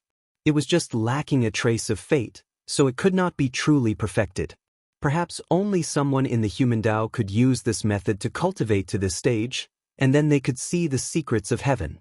With this consideration, he raised his finger and pointed, and 2 jade talismans condensed out of thin air. Then he waved his sleeves and 2 spiritual lights flew out. One fell into the void primordial sea, and the other fell into the human Tao tribe of Busu heaven. On the Kuan beginning continent, after the foreign tribes were chased away, the human Tao tribes occupied the vast expanse of fertile land beneath their feet, and they had even pushed their forces all the way to the westernmost point of the plains. There was a mountain range here called Cheong Mountain. It stretched from north to south, twisting and turning like a long snake. The southernmost part of the mountain went deep into the desert, and at the northern end, when the mountain was just about to enter the sea, it suddenly broke off, forming a huge cliff that was hundreds of feet high. At the bottom, there was a passage that could only allow 10 people to walk side by side, but it was a natural pass.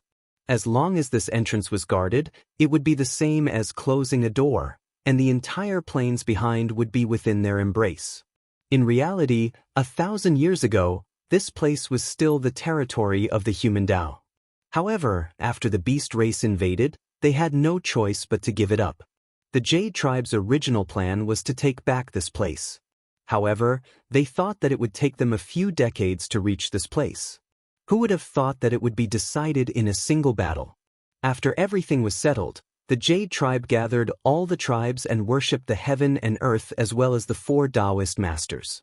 Coincidentally, the golden light shone down from the sky and shone on the altar. Everyone thought that it was an auspicious sign and decided to name the tribe Zhao. The plain beneath their feet was also renamed as Zhao Yuan. The tribes occupied a territory that was several times larger than before, so they naturally needed some time to digest it. However, these tribes had survived from the Second Era until now. They understood that although the beasts had retreated, there were still many unpredictable dangers in this wasteland. Therefore, the first thing to do was not to farm or graze. Instead, it was to allocate enough manpower to build a city wall and beacon along the Cheong Mountains terrain. This was to firmly guard this area. Of course, there were many demons and monsters in this world that could fly, so some invasions were unavoidable. It was better than having no place to defend and being attacked at any time. In the following days, as the result of this battle spread out, many weak human tribes came to join the human race. Among them, the largest was the Zhu tribe. Their totem was extremely unique. It was a bloodstreak gold worm. Previously, this tribe had unintentionally obtained a small cauldron, but for some reason, after the other tribes worshipped it, all of their deities appeared in the world, but not this tribe. Because there was no response from the deities for a long time, they rejected the invitations from the other tribes to attack the human tribes. Originally, after hearing their rejection, the non-human races wanted to swallow this tribe, but after the Magisprius divined, he felt that attacking them was not a good omen, and was afraid that it would lead to a disaster, so they escaped. But because of this, they did not participate in this battle, so there were no conflicts between the human race tribes. The human race tribes were now in dire need of people, and with so many tribes willing to join, they were happy to accept them. They settled each tribe in a land in the north near the Dawn Sea, to guard against the non-human races in the water. After the tribes settled down, they worshipped their gods according to the previous custom, but this time was different. Not only were they slaughtered animals, but they also sacrificed many non-human race captives and slaves. Somewhere in the Kunsher continent, Zhang Chan was flying. All these years, he had been searching for the primordial treasure, but he could not find any trace of it. Not long ago, he heard that the human race tribes were fighting against the non-human races, so he rushed back to see if he could help. At this moment, he let out a sound of surprise, as if he could feel someone calling him. He hurriedly stopped, took out a piece of jade, formed a spell, and looked in the direction of the feeling. After a while, a scene appeared on the smooth surface of the jade. It was the scene of a non-human race tribe worshipping, and the target was a golden worm carved from a meteorite. When he saw this, he could not help but have a strange expression. Then he rubbed his chin and said to himself, "This generation is worshipping me? Fine, seeing that you have good eyesight, I will grant you a fortune." After he finished speaking, he circulated his chi for a moment and spat out a mouthful of blood essence. After it sprinkled in the air, it immediately turned into countless delicate golden insects that flew toward the location of the tribe. Then he raised his head and flew into the sky. On the other side, at the foot of a barren mountain, as a bright light fell, a half-human, half-spider native god wailed and turned into ashes. Yuanjun waved his hand and expressionlessly put the light into his sleeve. He tailed the retreating beasts all the way. Along the way, he used all sorts of methods and techniques to destroy several tribes. Because there were no more believers, the native deities they worshipped had lost their foundation and were easily killed by him.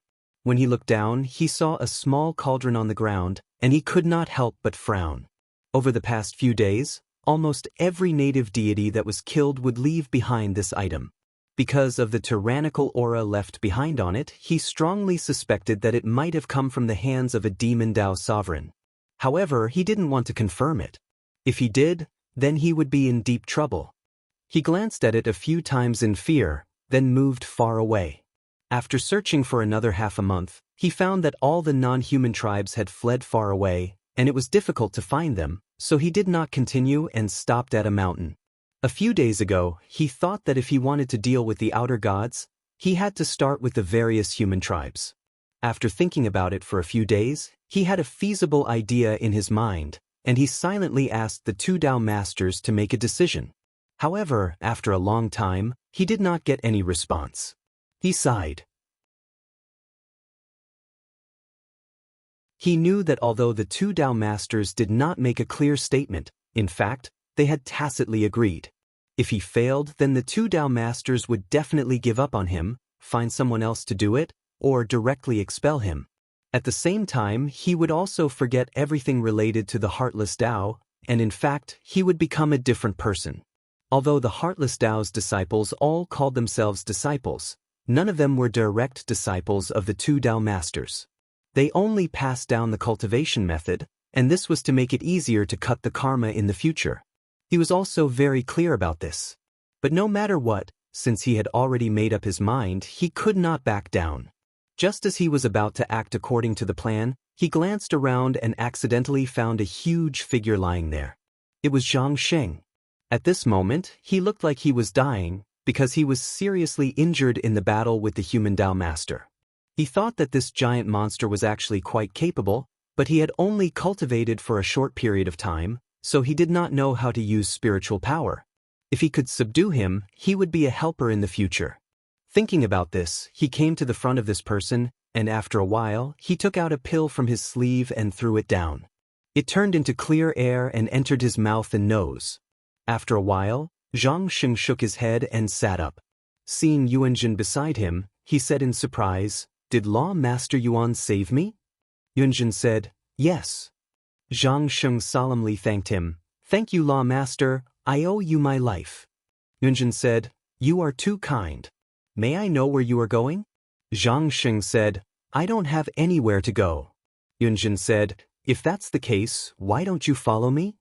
Zhang Sheng said embarrassedly, "Law Master saved my life, I will go wherever you want me to go. However, I need a lot of blood and food every day. If I don't fill my stomach, I won't have the strength to serve you." Yuanjun smiled, "I won't treat you badly." After subduing Zhang Sheng, he first found a boundary and set up a forbidden formation. Then, he let Zhang Sheng wait there while he went around to search for the living people who were scattered on the continent. Ever since the great change of the Second Era, humanity had always been invaded by demons.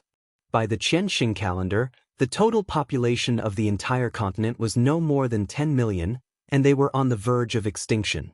Now, those who survived were mostly hiding in caves deep in the mountains, struggling at death's door.